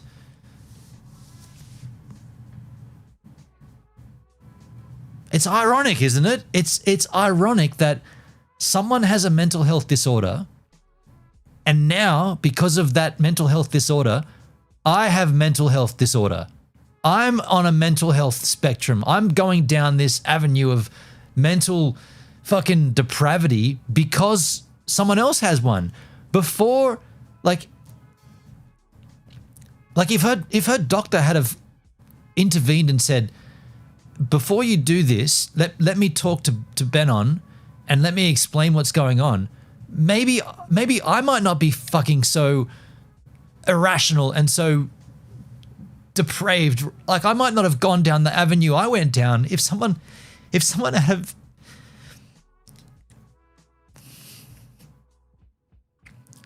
could have explained what's going on.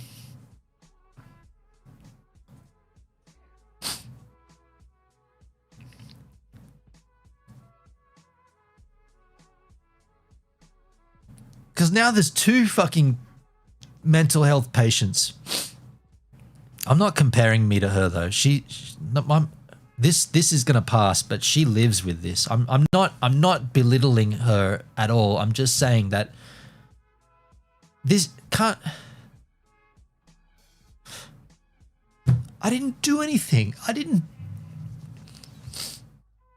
do anything.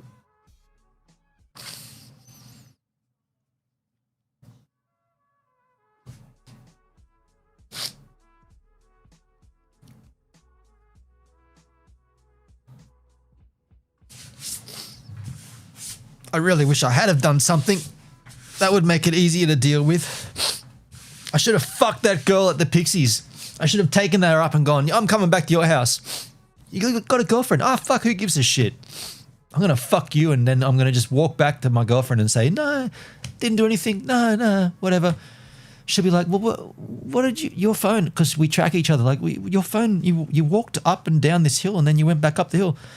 I would have said something like, oh, I dropped a packet of Skittles. If I had have done that right now, I would be saying I deserve to be dumped. I deserve to not have her in my life because I fucked it up. But I didn't do anything. I declined. I got offered. It's so fucking comical that someone approached me a week and a half before I got dumped. This girl propositioned me. What? Who does that? Who does that to me anyway? Nobody. I'm like, oh, it's...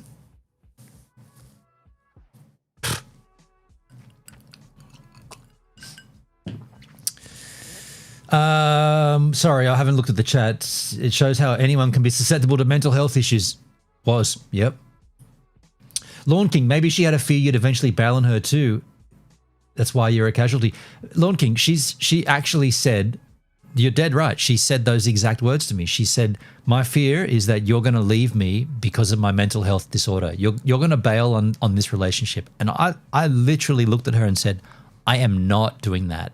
I am here for you. We are together. I'm here for the long haul with you. I love you. I accept you. I want to be involved. I want to be a part of this with you. She knew that, which is why it's even harder to deal with that she dumped me, because she could have put me through fucking hell and I would have stayed there for her. Sadly, you'll probably have to go through the 7 stages of grief. There's 7 of them? I'm only wanting to do 1 of them, dude. Aren't there less? Why is there 7 stages? Fuck that. Just give me 1. I'm doing the 1. Isn't the 1 enough? Why is there got to be 7? They're all valid stages. Why are there 7 stages? Neskis, I had a girlfriend I was going to marry that had a condition. Late, my doctor said always check what's in the ladies' medical cupboard. Yeah. I don't know what you're saying there, but Sophia had shared all of her medical diagnoses with me. I was fully aware of the drugs that she was on. I was in the loop. Until she met this new doctor, I was definitely in that cycle, and then she pushed me aside. Flosky, she's valuable and precious, and you'll both pull through and find a path forward. I know Flo, I agree with what you just said, right? I agree with what you said. She's lived with this since she was 13. She's been medicated since she was 13. She's had trauma, and it's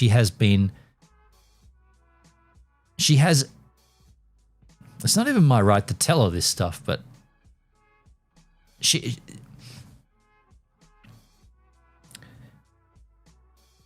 this is a bad stage of her life right now, a bad phase, right? Horrible phase of her life. There's so many things that are not as they should be for her. And she's not coping. She is not coping. And like I said earlier, I'm collateral damage with her not coping. And I'm fucked up from that because I'm a selfish cunt and I can't accept that just like she might have yelled at someone for something, she's yelling at me, but the yelling is, I don't want you anymore in my life, get the fuck away. And I'm taking that horribly because of my fear of abandonment, because everyone else I've been with has done the same thing. And that, with the exception of the last two girls I was with, I didn't deserve any of those girls to fuck me the way they did, except, like I've explained, the last two girls. So this girl has, she will, and my point here is she will get past this. She will. If her doctor can do what the doctor needs to do, she will get past this. She will come out the other side. And I really hope at that time she can pick up the phone and call me and say, what are you up to? And I'll say, I'm booking a ticket to Tasmania. What are you up to?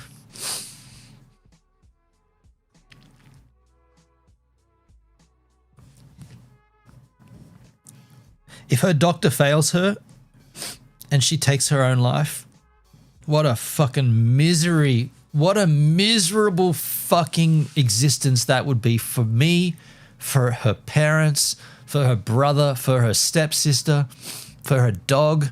What an absolute fucking misery that would be. If she took her own life, it would just be...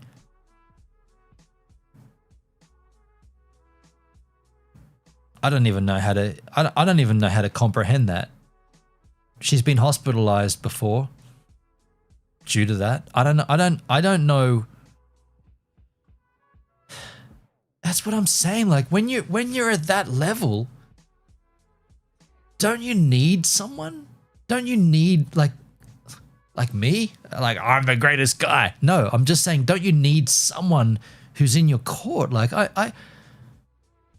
I've the utmost respect for her and the utmost generosity and care, and I haven't talked about what fucking Dale and Hendrik did yet, but I'm getting there. I've been respectful of all of her boundaries and everything that she's explained to me. I've been like, yeah, okay, I get that. I get it, and I respect it, and I'll honor it, and I'll do everything I can. And I've fucked up. It's only a human, right? I'm only a human, but I have fucked up and we've made amends. We've done whatever. I just don't get how pushing me away in the time of most need. I really wish, and if I understand correctly, she didn't talk to her doctor about this. Her mother told me in the last thing before I deleted her from my Facebook feed, Facebook friend list. The last thing she told me is my fear was that she was in a relationship with a doctor. I told you all about that. That's not happening. She said absolutely not. And the decision to break up with you was her decision alone. I have to believe in my mind, I have to believe that, because I feel like if she had have talked to her doctor about it, her doctor would have said, that's not the right choice right now. You need to embrace someone who is there for you. This gentleman, me, a gentleman. Did you hear that? I'm a gentleman. This guy has offered he's offered to change his life for you, to accommodate you. Don't push that away. Embrace that. However you can embrace it, embrace it. I have to believe that she didn't talk to him about it. And that's why I kind of began this stream saying, I really hope her doctor can do the right thing by her, because I don't know what he knows about me. I mean, I've been on a call with him, but it was such a weird, there was all these audio issues and I didn't actually get to speak to him. I just hope that he can actually analyze the situation and be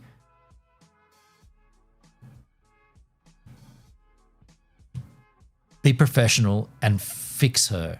Because if anyone can fix her, it's him. It's not me.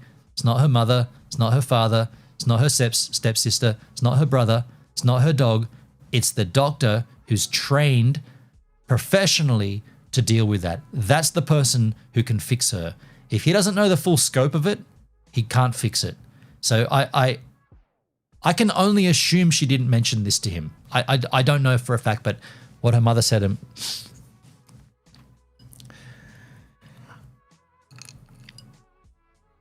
Netskis, I know it's devastating, Gibbs. We still love you. Thank you, Netskis. Thank you. This is the anger stage, but there's 7 of these anger stages. Don't hang around. She might sort of stuff out, then a few months later spiral again, and you'd have to be able to deal with that for what could be a lifetime. But you know what, man? I get what you're saying.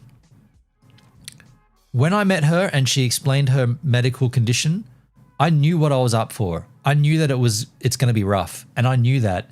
And in a weird way, and you're going to think this is bizarre and you're a dickhead, in a weird way, that made her more attractive to me. I'm not saying like, what's that Florence Nightingale syndrome or whatever? I'm not saying like I'm trying to be her nurse and whatever, but when I realized that she's vulnerable and she has such a condition that requires X amount of care, I was like, okay, I'm going to learn about this, and I'm going to go into this as this is a new experience for me, because she's not like Jenny from the block that I've dated 100 times before. Let's go clubbing. I just farted. She's not like she is unique, and she is an individual which requires a certain amount of education and learning from me. And I'm like, I'm down for that. Like this is unique. So that made her attractive to me. She's already visually stunning, but this extra element was like, okay, I'm going to learn about this. And I started using the ChatGPT. That's how ChatGPT became my other girlfriend, because I was using it. There were times there where me and her would sit on ChatGPT and we would be putting in, actually, this isn't about medical stuff. This is about something else, but we would be putting in and we'd be learning together. And like, I like that. Like, but if this is what happened this time and how it affected you, I know what you're saying. The parameters of this are horrible, and I feel really rejected, and I feel abandoned, and I feel alone, and I don't want to feel this. But with the right help, which she now has, she has this doctor, right? What she has is an incredible godsend. She has this doctor who is there for her, beck and call 24/7, send an emoticon, flower emoji. He'll come over, he'll sit with her and talk with her. And he would do that even if I was there, right? If we were living together and she needed help that I can't give, flower emoticon, he comes over. We let the professional do the professional thing. You don't need to push the relationship aside for that to happen. They can both coexist. I've dated similar women. It's a lot. I don't want to see you chase the same pain. But don't wait for a fix that may not happen, or she might be a totally different mind frame by that point. Oh, look, I'm emotional right now because I'm drinking the Jack, and I've just been dumped 4 days ago. Like, it's all fresh to me, right? And I got an appointment tomorrow with my doctor, and I'm doing what I need to do to process this, and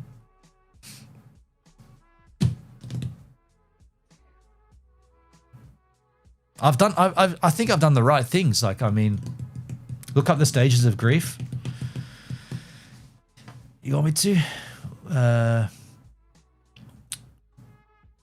I'll just start a new chat here. What are the stages? You said 7. What are the stages of grief?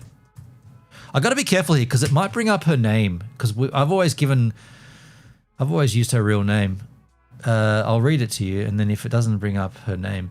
The stages of grief usually refer to the Kubler-Ross model, Kubler with an umlaut, which describes 5 common emotional experiences people may move through after loss. They are not linear, and you don't have to go through all of them or in any particular order. People often shift back and forth between them. Here are the stages. Denial. Feeling numb, shocked, or unable to believe what's happening. Abso-fucking-lutely. I've definitely been there, dude. Oh, whoa. Temporary buffer that helps you survive the initial impact. That's the buffer? I mean, I was pretty firm with her when she dumped me. I was like, I've only got 2 things to say to you. Good luck and goodbye. And then as soon as I hung the phone up, I just lost my shit entirely and fell over into a heap. And then moments later, I texted her and said, this is the wrong blah, blah, blah, blah, blah, blah, blah. The second phase, anger. Frustration, resentment, or rage. Sometimes at yourself, at others, or at the situation. 100% I'm there. I'm there. 100% I'm there right now. You may not have it all, but it's good to see them in front of you. Okay. There is often a sign that the reality of the loss is sinking in. That's 100%. I realize it. I've deleted her. She's no longer in any of my, like, I don't have any connection to her. She erased me from all of the the group chats and the Kris Kringle and all the stuff. Yep, that's the reality of the loss. Phase 3, bargaining. What if, or if only, dude, I'm there right now, right? I'm literally in that phase. Hey, get out of there. I'm literally there right now. Trying to make deals with yourself, with fate, or replaying scenarios, wishing the outcome could change. Dude, what's this? Did you write this for me? This is exactly where I am right now. I'm in all these phases, dude. All of these at the same time. I'm in a threesome of stages. Depression, deep sadness, withdrawal, hopelessness. Feeling overwhelmed by the weight of the loss. This stage can involve both of them. Dude, what's all this? This is just, I've just explained all this. I am all of this in one hit. Acceptance, not being okay with it, but recognizing the reality of the loss and beginning to live with it. Moments of peace begin to appear, even if the pain hasn't. Dude, it's like this has been written directly for me. It's also worth noting that many modern grief experts see grief as a more fluid than these 5 stages. You might also experience shock, yearning, guilt, totally. Confusion, yep. Waves or cycles of intense emotion followed by calmer periods. Yeah, I'll get calm, yeah. Let me just get off there in case it mentions her name. If you want, you can tell me what part of this resonates with you and you're going through right now, and I'll stay with you through it. Okay, I mean, I'm not making this up. Every single one of those I'm at literally right now. I'm not making this up, but every single one of those stages I am in simultaneously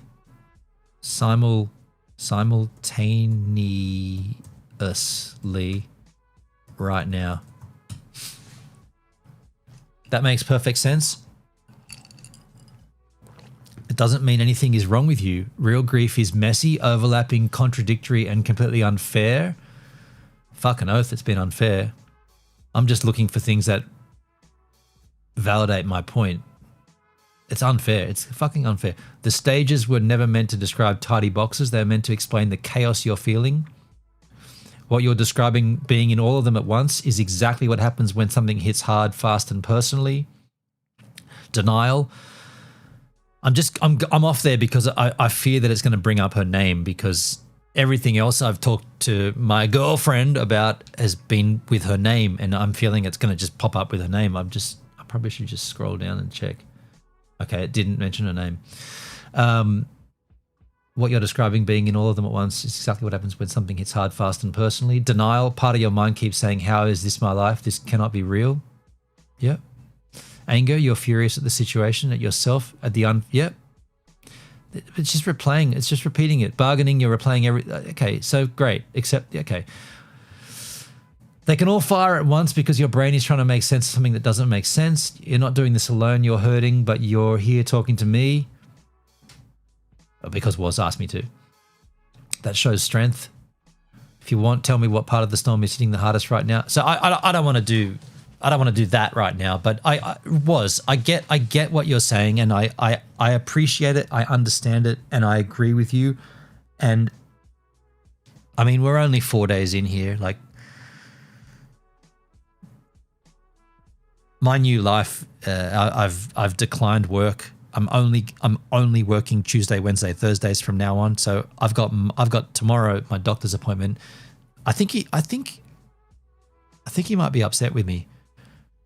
I threw those benzos away, and he did tell me to run the course with them, but I decided to just fucking charge it, and I don't know. I'll see what my doctor says tomorrow. I had issues, had to quit my job 3 weeks ago. I've been going through some stages. Oh shit. Wait. What's well, you don't have to tell me, but what's going on, man? You're going through this too? Have you had a breakup, man? I mean, you don't have to tell me, of course, but oh, this is great. All good. We'll chat later. Okay. Understood, man. Understood. And I hear you. I hear you. Yeah, dude. I'm going to pour one last Jack here.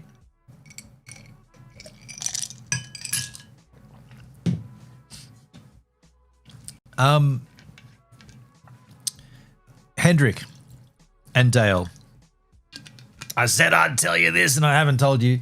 What happened? I started to explain it. So Sophia protects her online identity with a vigor, right? She does not want her name. She does not want her identity. She does not want her location. She doesn't want anything out there. And I can 100% respect that and identify with that. What's the verdict on the Jack? Netsky's, the rye is the better Jack. If all of Jack should be rye, this is the best flavor. So when Sophia told me that she's super protective of her identity, I was like, I get it. And if I could go back in time, I'd do what you do, and I'd do the same. I'd be on a green screen. I'd probably be using a what do they call? Not a V-tube, like not my face. But she chose that, and I respected it. And 2 instances occurred where her name was mentioned on stream. And I can talk about this now because we dealt with it. Both Sophia and I dealt with it with Hendrik and Dale. And I'll tell you the dealing in a second. But the first instance was Poopsie. I don't know if you guys caught this. I don't know who was watching the stream. I doesn't matter, I suppose. It's in the past. But we were sitting here, Poopsie and I, and a message came through from Sophia, and I said, well, we're streaming right now, but I'll text you as soon as we finish the stream. And as I pressed the Stream Deck button, this guy here, to end the stream, which is that button right there, as I press that button, there is a latency where what happens is there's a moment of you press the button, and then I can sort of say, hey, thanks for being here, folks. And it looks like I'm not pressing anything because you guys don't know I pressed it, but it basically, it's running the outro, and it gets into this process of closing the stream down. And in the times that she'd been on stream with me before, that button I'd set up to pretty much do that all within maybe about 3 or 4 seconds.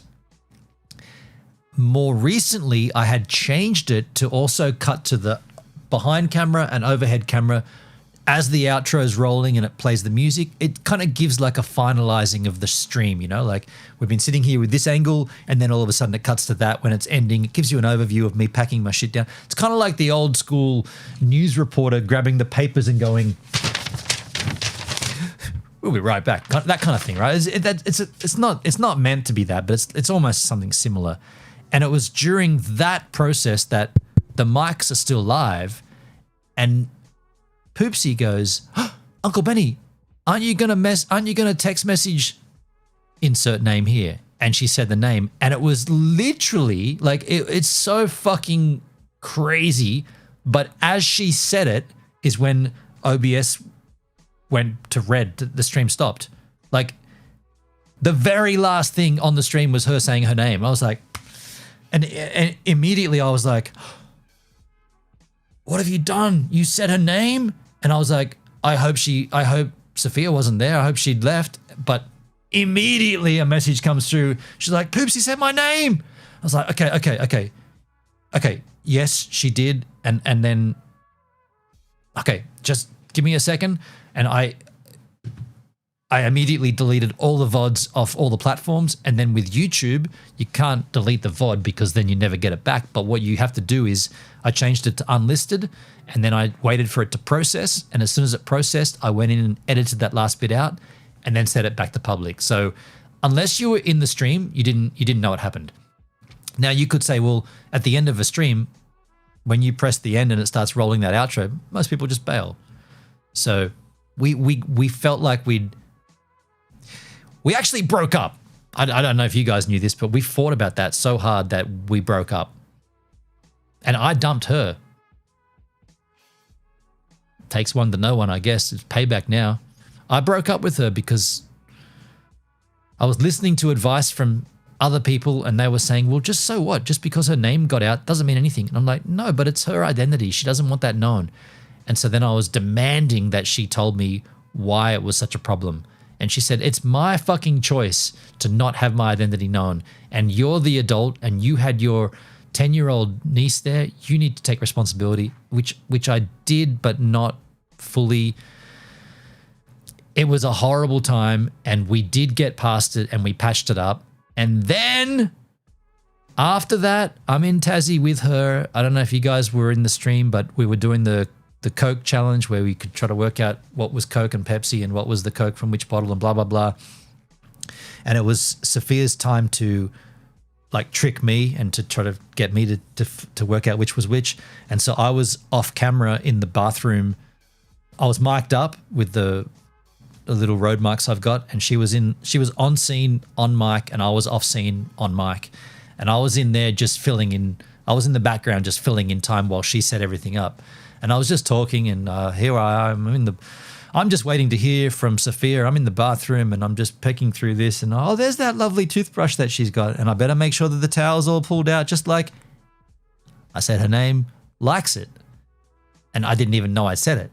I said, I'm in the bathroom and I'm like, I better pull that towel out just like Patricia likes. And then I go back in and she calls out, Bannon, come back in. So then I go back in and do my Coke challenge. And afterwards, yo, Doug, hi Gibbs, how you doing, man? Afterwards, I get a message from Dale. Like after and by the way, at that point, we'd also had a huge gap in the stream. Like Sophia being the Asperger's, she spent so long measuring up this box. I mean, we kind of argued about it at the time because it took a fucking. Asperger's, people that suffer from Asperger's do something and they do it so particular. Like she just had to put 4 straws in the top of a box and then put bottles underneath it, and she measured everything and she protracted it, and I was like right now I should have given her more time. I love that she did that. That's her nature. But at the time I was like, you've got to hurry up. We're losing the audience. Like we've got to hurry up. It took about 45 minutes. The Be Right Back, the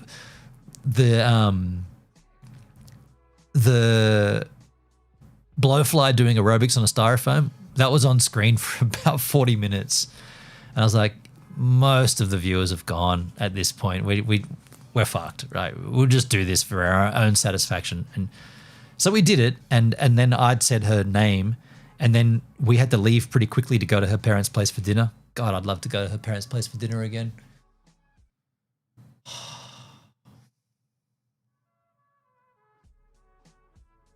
Fuck, her parents are so nice. Anyway, we left and I'm getting messages on my Discord from Dale saying, you said her name on stream. I was like, what? When? He's like, when you were in the bathroom, you said her name. And I was like, no, I didn't. He's like, yeah, you did. And I go back in and sure enough, it's there. And so again, in that VOD, I go in as soon as I possibly can. And I don't tell Sophia, right? I keep it to myself. I'm like, okay, well, first of all, we'd been on Be Right Back for 40 minutes. No one was in the stream anyway. I can probably get away with it. So I go in and immediately, as soon as that VOD processed, I deleted all the VODs off every other platform, but on YouTube, as soon as it processed, I edited that bit out, and sure enough, it was in there. I didn't even know I did it. Like it was so off the cuff that I didn't even realize I did it. And Dale's like, you did it, and so I cleaned it up, and then we moved on. We never talked about it. I never mentioned it to Sophia. In hindsight, bad choice. However, we were also having other issues. Mainly my fuck up again. I've fucked up in this relationship a bunch, right? I've fucked up identifying and relating and responding to her particular needs with her mental health. And in one instance, I just lost my shit when she couldn't. I was trying to tell her a poo story, one of my famous poo stories, and she just kept interrupting. And I was like, Sophia, you have to just let me talk. Like, don't interrupt me. She kept on asking, who's this person again? Why are they related? It's like, just stop. Just let me tell the story, because now I'm trying to build up. I'm painting a picture and I'm getting to a punchline. And every time you interrupt me, I've got to stop and restart, and it's just ruining the flow. And so the whole gag, and eventually she just couldn't stop. She just had to keep interrupting me, and I lost my absolute shit. And yeah, we had a horrible night that night. And so that was in, and by the way, you said this before, these issues pop up and you're going to struggle with it. This is what I'm saying. Like, I have failed in the past. I definitely failed in that instance. And I accepted that I failed. I haven't failed this time though. In this instance, I've not done anything wrong. She failed, but I didn't, but I have failed. So in that time, I wasn't going to add, oh, by the way, I also said your name on stream, but I've cleaned it up, so don't worry about it. I wasn't going to add that to the mix. We previously had Poopsie do it, and that was a horrible, we broke up for a day or whatever, or a night or whatever it was. We fixed that. So I'm not going to mention that I fucked this up, because I cleaned it up and we were done. And then what do you think happens? Just remember, it's not about you.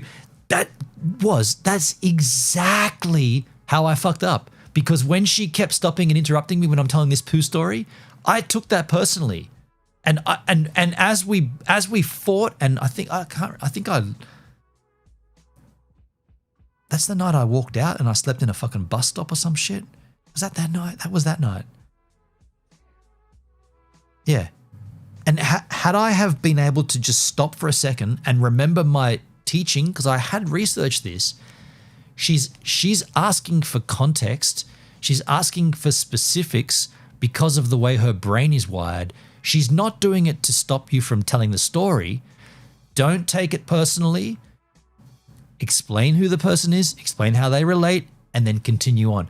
I had to change my story to suit my audience of one, but I couldn't do it. And so therefore I failed. And I recognize that. And you are dead right.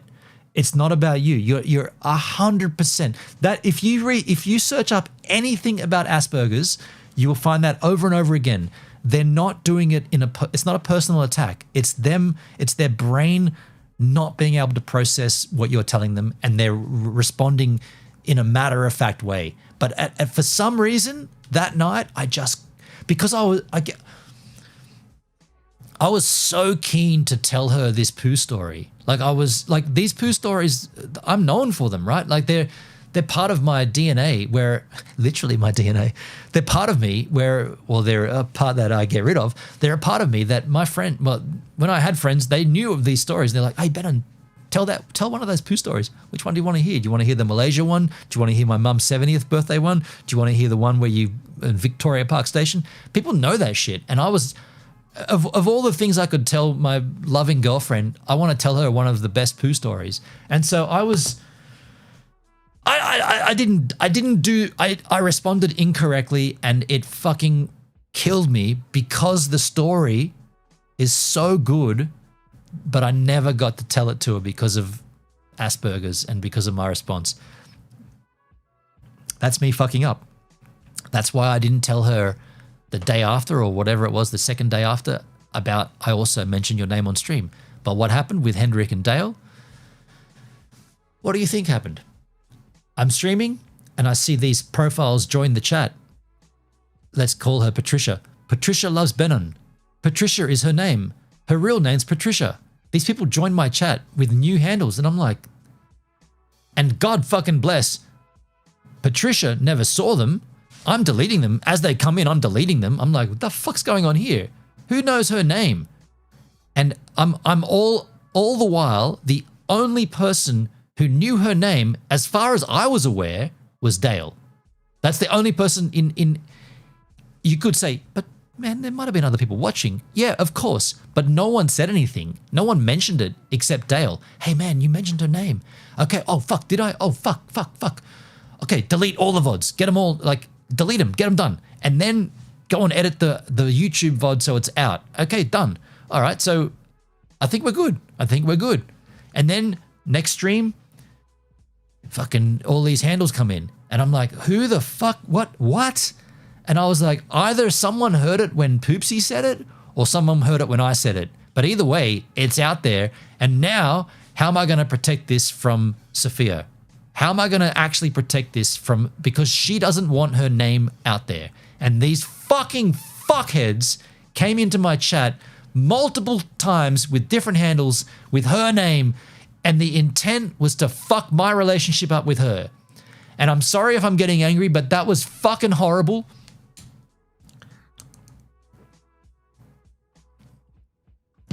The intent behind whoever was doing that was to hurt me and to ruin my relationship.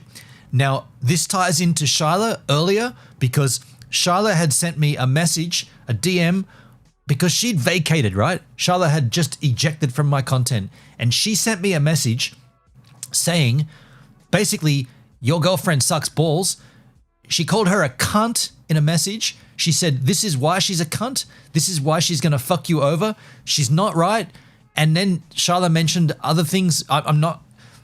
Shyla said I could make this public. The very first. I'll fucking read it to you. I'll fucking read this to you.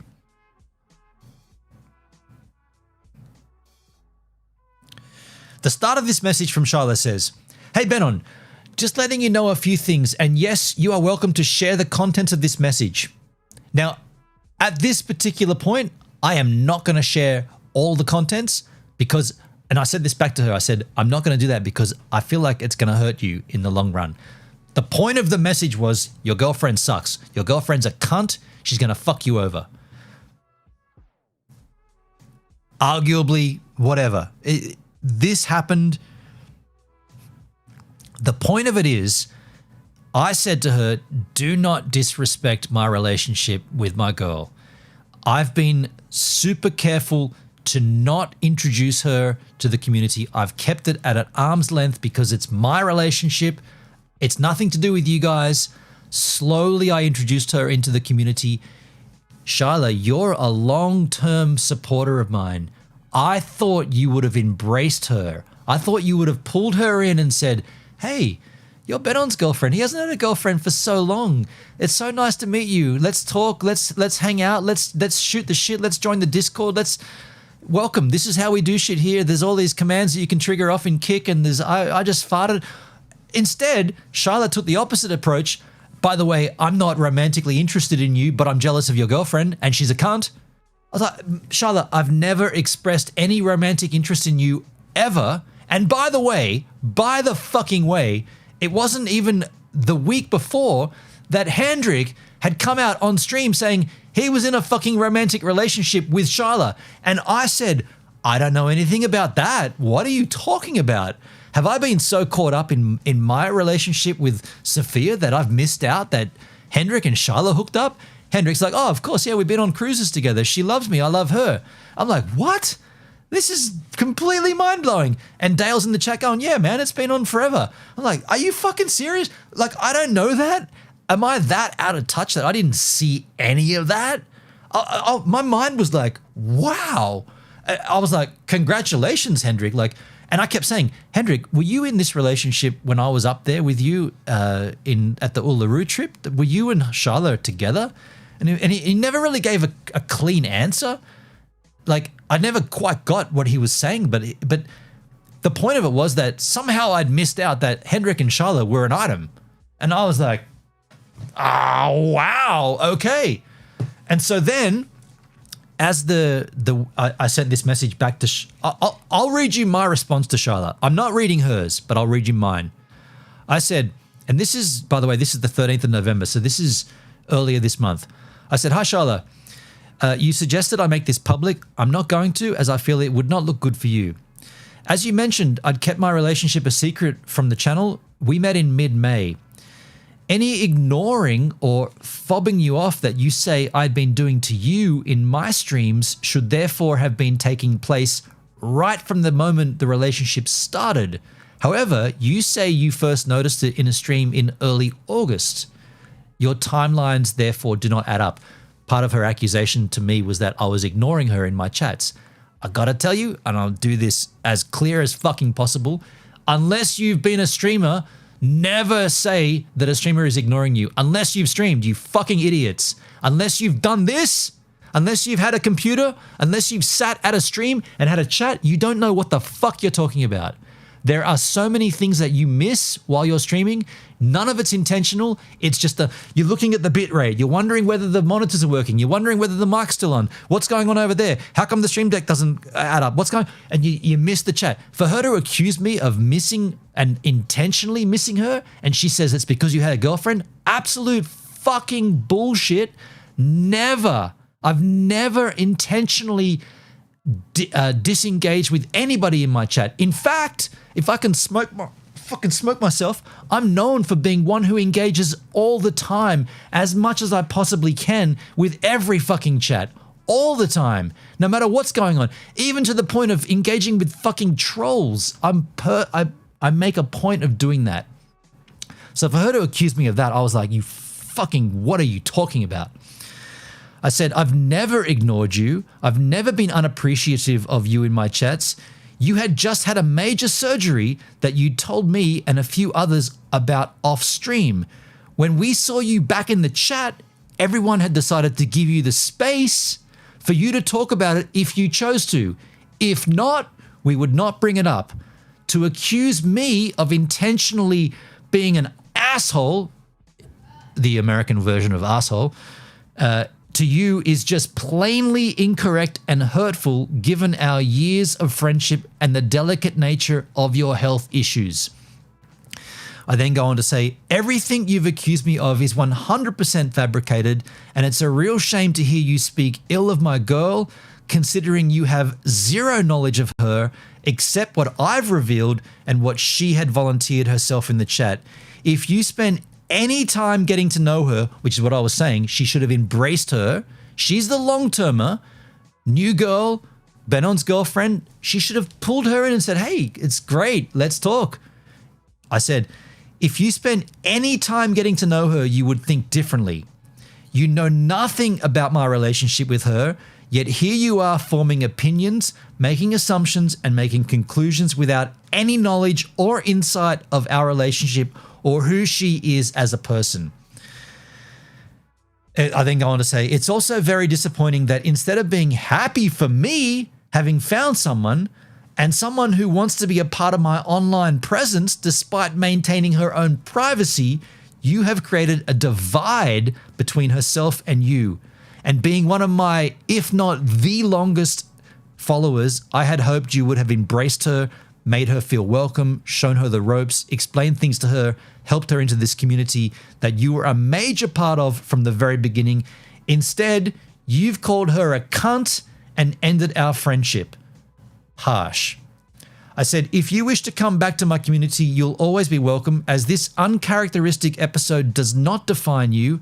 That said, should you ever take a swing at my girl, myself, or our relationship ever again, there will be zero tolerance. You will be booted.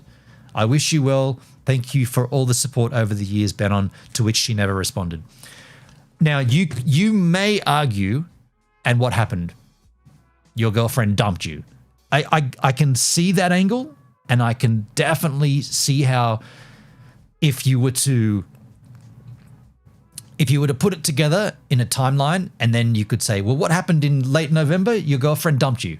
I get that. However, you don't understand, and I don't understand, obviously, the severity of her mental health issues, where instead of working through it with her partner, her only response was to end it with her partner and then fix herself and get her shit sorted.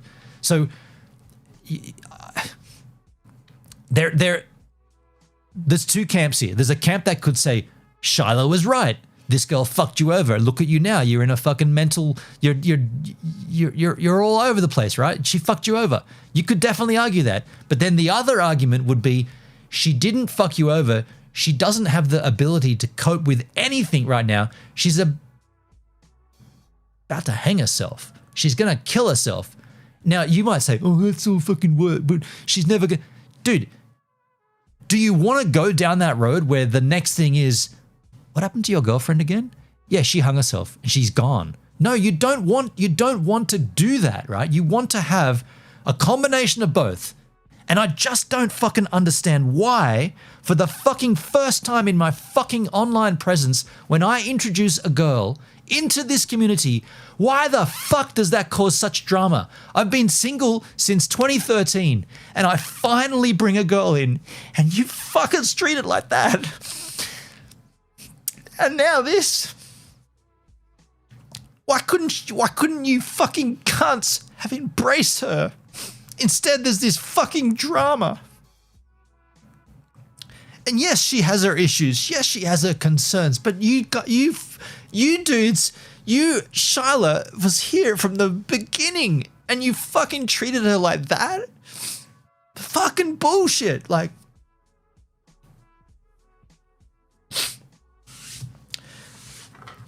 and then to jump forward, although I've missed a lot of the chat. Oh, Charlotte's here. Are you kidding me? Hold on a sec. I didn't even see Charlotte here. Are you trying to be not on stream? I am. I'll be a little while. Do you want us to eat without you? Yeah, go ahead. Yeah. My sister's sneaking in with a note. Shepherd's pie is ready. Garlic bread's cooked. Get out now or you'll be hooked. I'm serving in 5. Okay. What the fuck, Charlotte, in the chat? Pull your head in, you're lying? The fuck am I lying about? Pull your head in, mate. What the fuck am I lying about, Charlotte? Are you fucking serious? What am I lying about here? It was obvious when she's buying him stuff and sending it to his apartment. Charlotte, we're not and never have been romantically involved. She's talking about Hendrik. Hendrik's a friend only. I never said I was jealous. Do you want me to read it? Do you want me to read it? Do you want me to read it, Charlotte? I'll read it if you want me to. I was in hospital when I sent you that message, not knowing if it was going to get out or not. It doesn't, Charlotte, you cannot use you being in hospital as a reason to fuck my relationship up. I died on the fucking table. I see you you can't die for a week and then be alive. I bought you and Hendrik things out of friendship, nothing more. Look, I don't know what happened with Hendrik and you. Like I said, when he mentioned that you are an item, that was complete news to me. I was like, are you kidding? How have I not seen this? I don't know about it. I don't want a fucking relationship. Sorry, I was decent. So why would you call my girlfriend a cunt then? You are lying? What? Okay. What am I lying about? What is the lie here, Charla? I was fucking right. Fucking Stevie Wonder could see what a nut job she is. So your angle is, because she's dumped me and because she has mental health issues, you were right the whole time? Is that your take? Holy fucking shit. Any real friend would tell you this? Did you want me just to lie to you? You know what, Charlotte? I didn't ask for your opinion. I never once said, hey, can you give me your opinion of my relationship? I never asked you. You volunteered it. You're lying about me being jealous. You want me to read this, Charlotte? I'll read this out. You got caught up. You said, by the way, you said, yes, she has Asperger's, but so do a million other people. So therefore hers isn't valid. Fucking hell. Wow. Okay, where is it?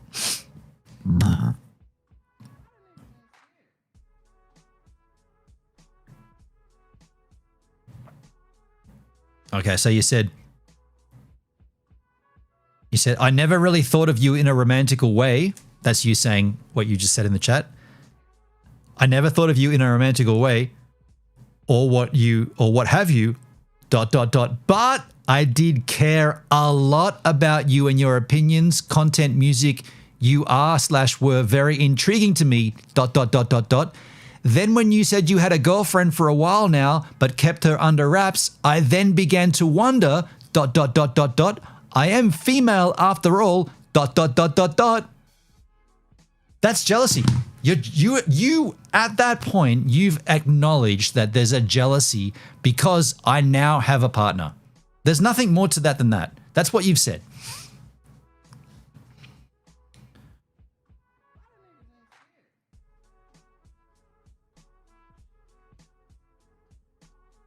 You say she uses her Asperger's to be an asshole?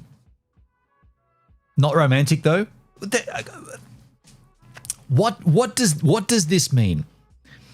Then when you said you had a girlfriend for a while now but kept it under wraps, I then began to wonder. What did you wonder about? ...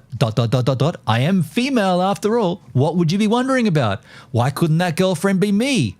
How come he's kept it under wraps? Why is it not me? I've known him for that long. ... What? Do you want me to hold it up? You think I'm making this shit up? Take a screenshot. Wait for it to focus. Take a screenshot. Read it.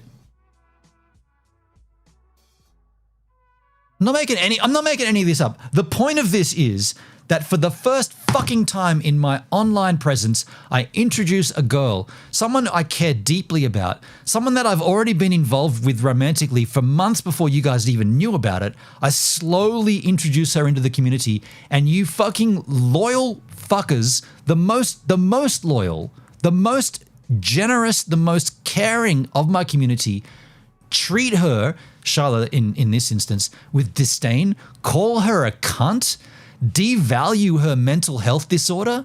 What the actual fuck are you thinking? Like, I'm there explaining how this person means the world to me and like life is going to change for me, and you're devaluing it in front of my face? The hell are you talking about? Like, that's betrayal as it comes. And then to get back to Hendrik and Dale, these people coming into my chat with these random names, Patricia loves Benon, Patricia is her real name, Patricia this, Patricia. I'm like, the fuck's going on here? I find out later on, Dale confesses to me, he told Hendrik her real name. So the only person who actually mentioned to me that they heard me say her name, I said Patricia on the stream. Dale then goes and tells Hendrik, "Did you know her real name's Patricia?" And you know how I know this is a so these handles come into my chat. Patricia loves Benon, and it all happens pretty close to this fuck up that I made, right? And so I'm deleting them as they come. And then when I bring it to the attention of Hendrik and Dale, Hendrik says to me, "Well, it can't have been me because Dale only told me last week." And by the way, this conversation I'm referring to only happened a week and a half ago, like mid-November. The actual reveal of me saying her name on that stream in Tasmania happened when I was in Tasmania, which is 2.5 months ago. So Hendrik says to me, no, it can't be me because Dale only told me last week. So what do you think I did? I said to Dale in a voice call with me, Dale and Sophia, which by the way, just so that you know, I don't have it. Fuck, we broke up. If you think I'm lying about this, I can't reach out to Sophia because I don't have a contact, but Sophia recorded it. Sophia recorded, God bless her for that. Fucking God bless. She recorded the conversation that Dale, myself, and Sophia had on Discord privately. She recorded the whole thing where Dale said, I told Hendrik the week or the day or the moment that it happened on that stream, I told Hendrik either that day or the day after. Hendrik saying, I only knew about it last week when Dale told me. That's not what Dale said. And I really wish I'd got that recording from Sophia before she dumped me, but So if it came to a court of law, she does have that recording. My point is, Hendrik trolled me for whatever his reasons, possibly because I didn't believe that he was involved with Sharla in a romantic way. He told me in the stream, I'm with Sharla and she loves me and we've been romantic. I'm like, oh, what? What? When? How? I was gobsmacked. And even Dale in that stream was like, no, man, you missed out. They've been together. I'm like, are you fucking serious? Like, why? How could I not know this? How could I not know that Sharla is romantically involved with Hendrik? They're the two most... aside from Dale, they're the three longest members of my community. And I don't know that they're together. I was like, are you fucking kidding me? So Hendrik felt fucking shamed that I didn't accept it and didn't acknowledge it. And he starts trolling me with, we know her name and her name, Patricia loves Benon, Patricia. I'm like, you fucking asshole, man. You fucking trolled me with this and you blasted her name onto my streams when you know exactly how I told you about her privacy and her right to privacy. And then you lie about, well, it can't be me. I only knew about that last week. Bullshit. It's on a record, not on my phone. It's on Sophia's phone, a recording of Dale saying, I told him months ago, like when it came out on the stream. So just saying, fuck all of you. And I said, fuck you, Dale. Fuck Hendrik. Fuck Sharla. You can fuck right off. And even though I'm now blocked from Sophia, and even though I have zero connection to Sophia, I know I'm standing on my morals. You three fucked this up royally. You went over. You breached my trust. You breached her trust. You ruined an element that could have been beautiful and rad. What do you think she's gonna do let's just say we were still together? Do you think Sophia's going to want to be any part of this community after you guys did that? Fuck no. She's like, fuck all that crap. I'm done. I'd modded her on Kick. I'd modded her on DLive. I'd modded her in the Discord.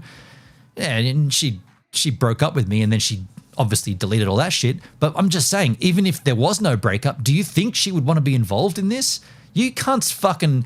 I don't understand. What did I do to deserve you dudes to treat my new girlfriend that way? Like, I've never introduced a female into my community, someone that I love and care about, and that's the way you guys responded? It's fucking horrible. Like, what the flying fuck?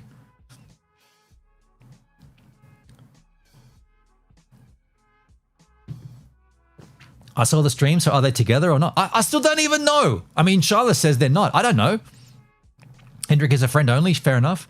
I am with no one. I've never been romantic with Hendrik. It's laughable. You need to grow up. What? Okay, I need to grow up. I'm okay.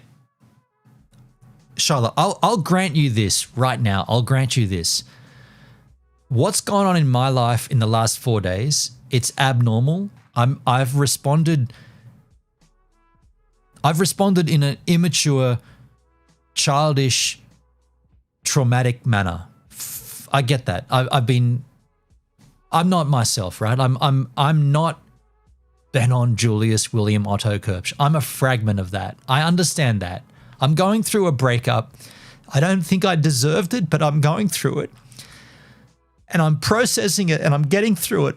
But this stuff happened before that.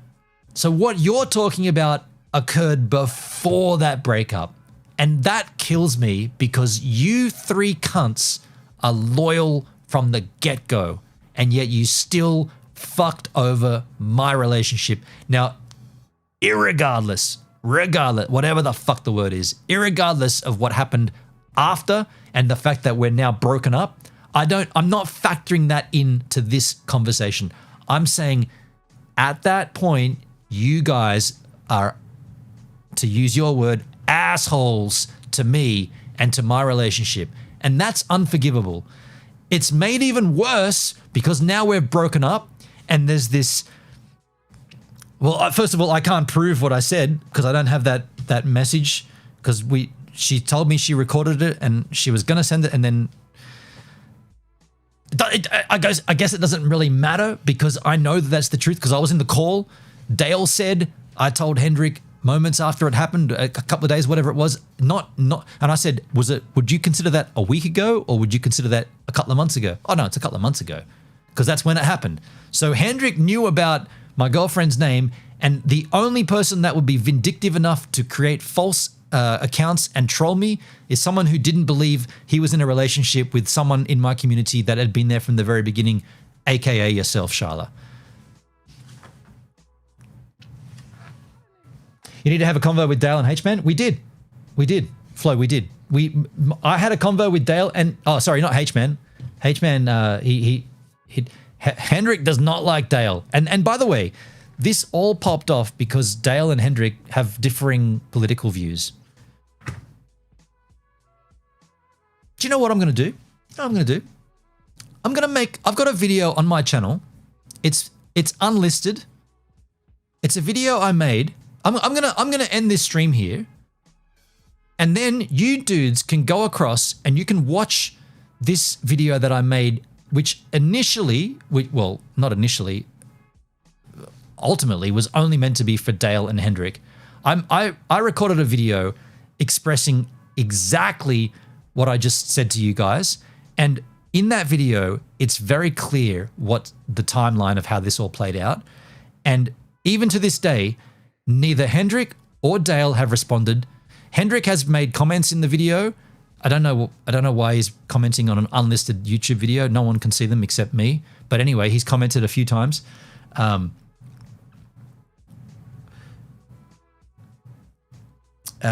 Sorry, in the chat. Ben and I've never known Hendrik to troll, and Dale seems the same. I don't know, but I think about it. I don't think they made up fake accounts. You tell me, when you watch this video, you tell me how it's not Hendrik. It's Hendrik. Hendrik said in text, he said, it can't have been me because I only heard about her name last week. And in the conversation, which I don't have the video, the voice recording of because I don't have connection to Sophia, she recorded it, and I asked Dale up front, when did you tell Hendrik her real name? And he says, and I asked him, I say, would you consider that to be a week ago or 2 weeks ago or 2 months ago? Oh no, it's 2 months ago. It's like, it's close to when it mentioned on the stream. So this has, regardless of Sophia dumping me and regardless of this other situation, this has cut me deeply because of how close this community was, and the fact that I brought a girl into it, someone I cared deeply for, someone who I was going to change my life for. The three of you couldn't fucking pull this shit together. Instead, you had to make it selfishly about the three of you. Instead, why couldn't you? Like, what on earth? What is so difficult about keeping a name to yourself? I kept her name to myself. I met her in May. I didn't introduce her to the community until August. I kept it. You know, I wanted to tell you guys, I met this rad girl, this beautiful girl. She's got this beautiful long brown hair. She's so awesome. She's got this cute little nose. I met this girl and I'm in love with her and she's in love with me. This is amazing. I kept that to myself. And then slowly it comes out and I'm like, oh, this is awesome. This is going to blossom in the community. I'm going to make her mod. She's going to be this. And you fuckers fuck it all up for me. Like, what the fuck? I tell you what, I'm fucking over relationships, and I'm definitely over revealing any of my own personal shit in my streams. That's why I'm saying I don't know what this channel does from here. I don't know where I go. Like, why would I tell you anything about my existence? Because ultimately, none of you can be trusted. I expressly, very clearly say, she has a private life. She does not want her name revealed. You know her as Sophia. I changed my synopsis, so I don't even think of her as her real name. I only think of her as Sophia, so that I will never make the mistake. When I talk to my family, I talk to her about as Sophia. And yet, when someone finds out, they think, let's put it out there. Let's fuck up Gibbs. Let's fuck up his relationship.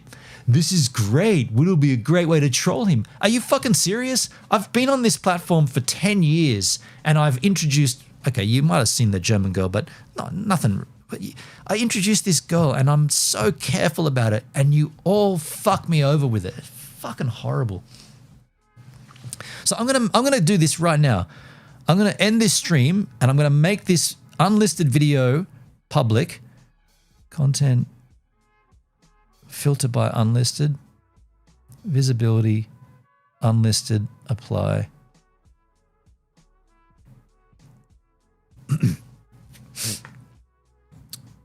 It's now public. It's called Unlisted for Dale and Hendrik. You can all go and watch it.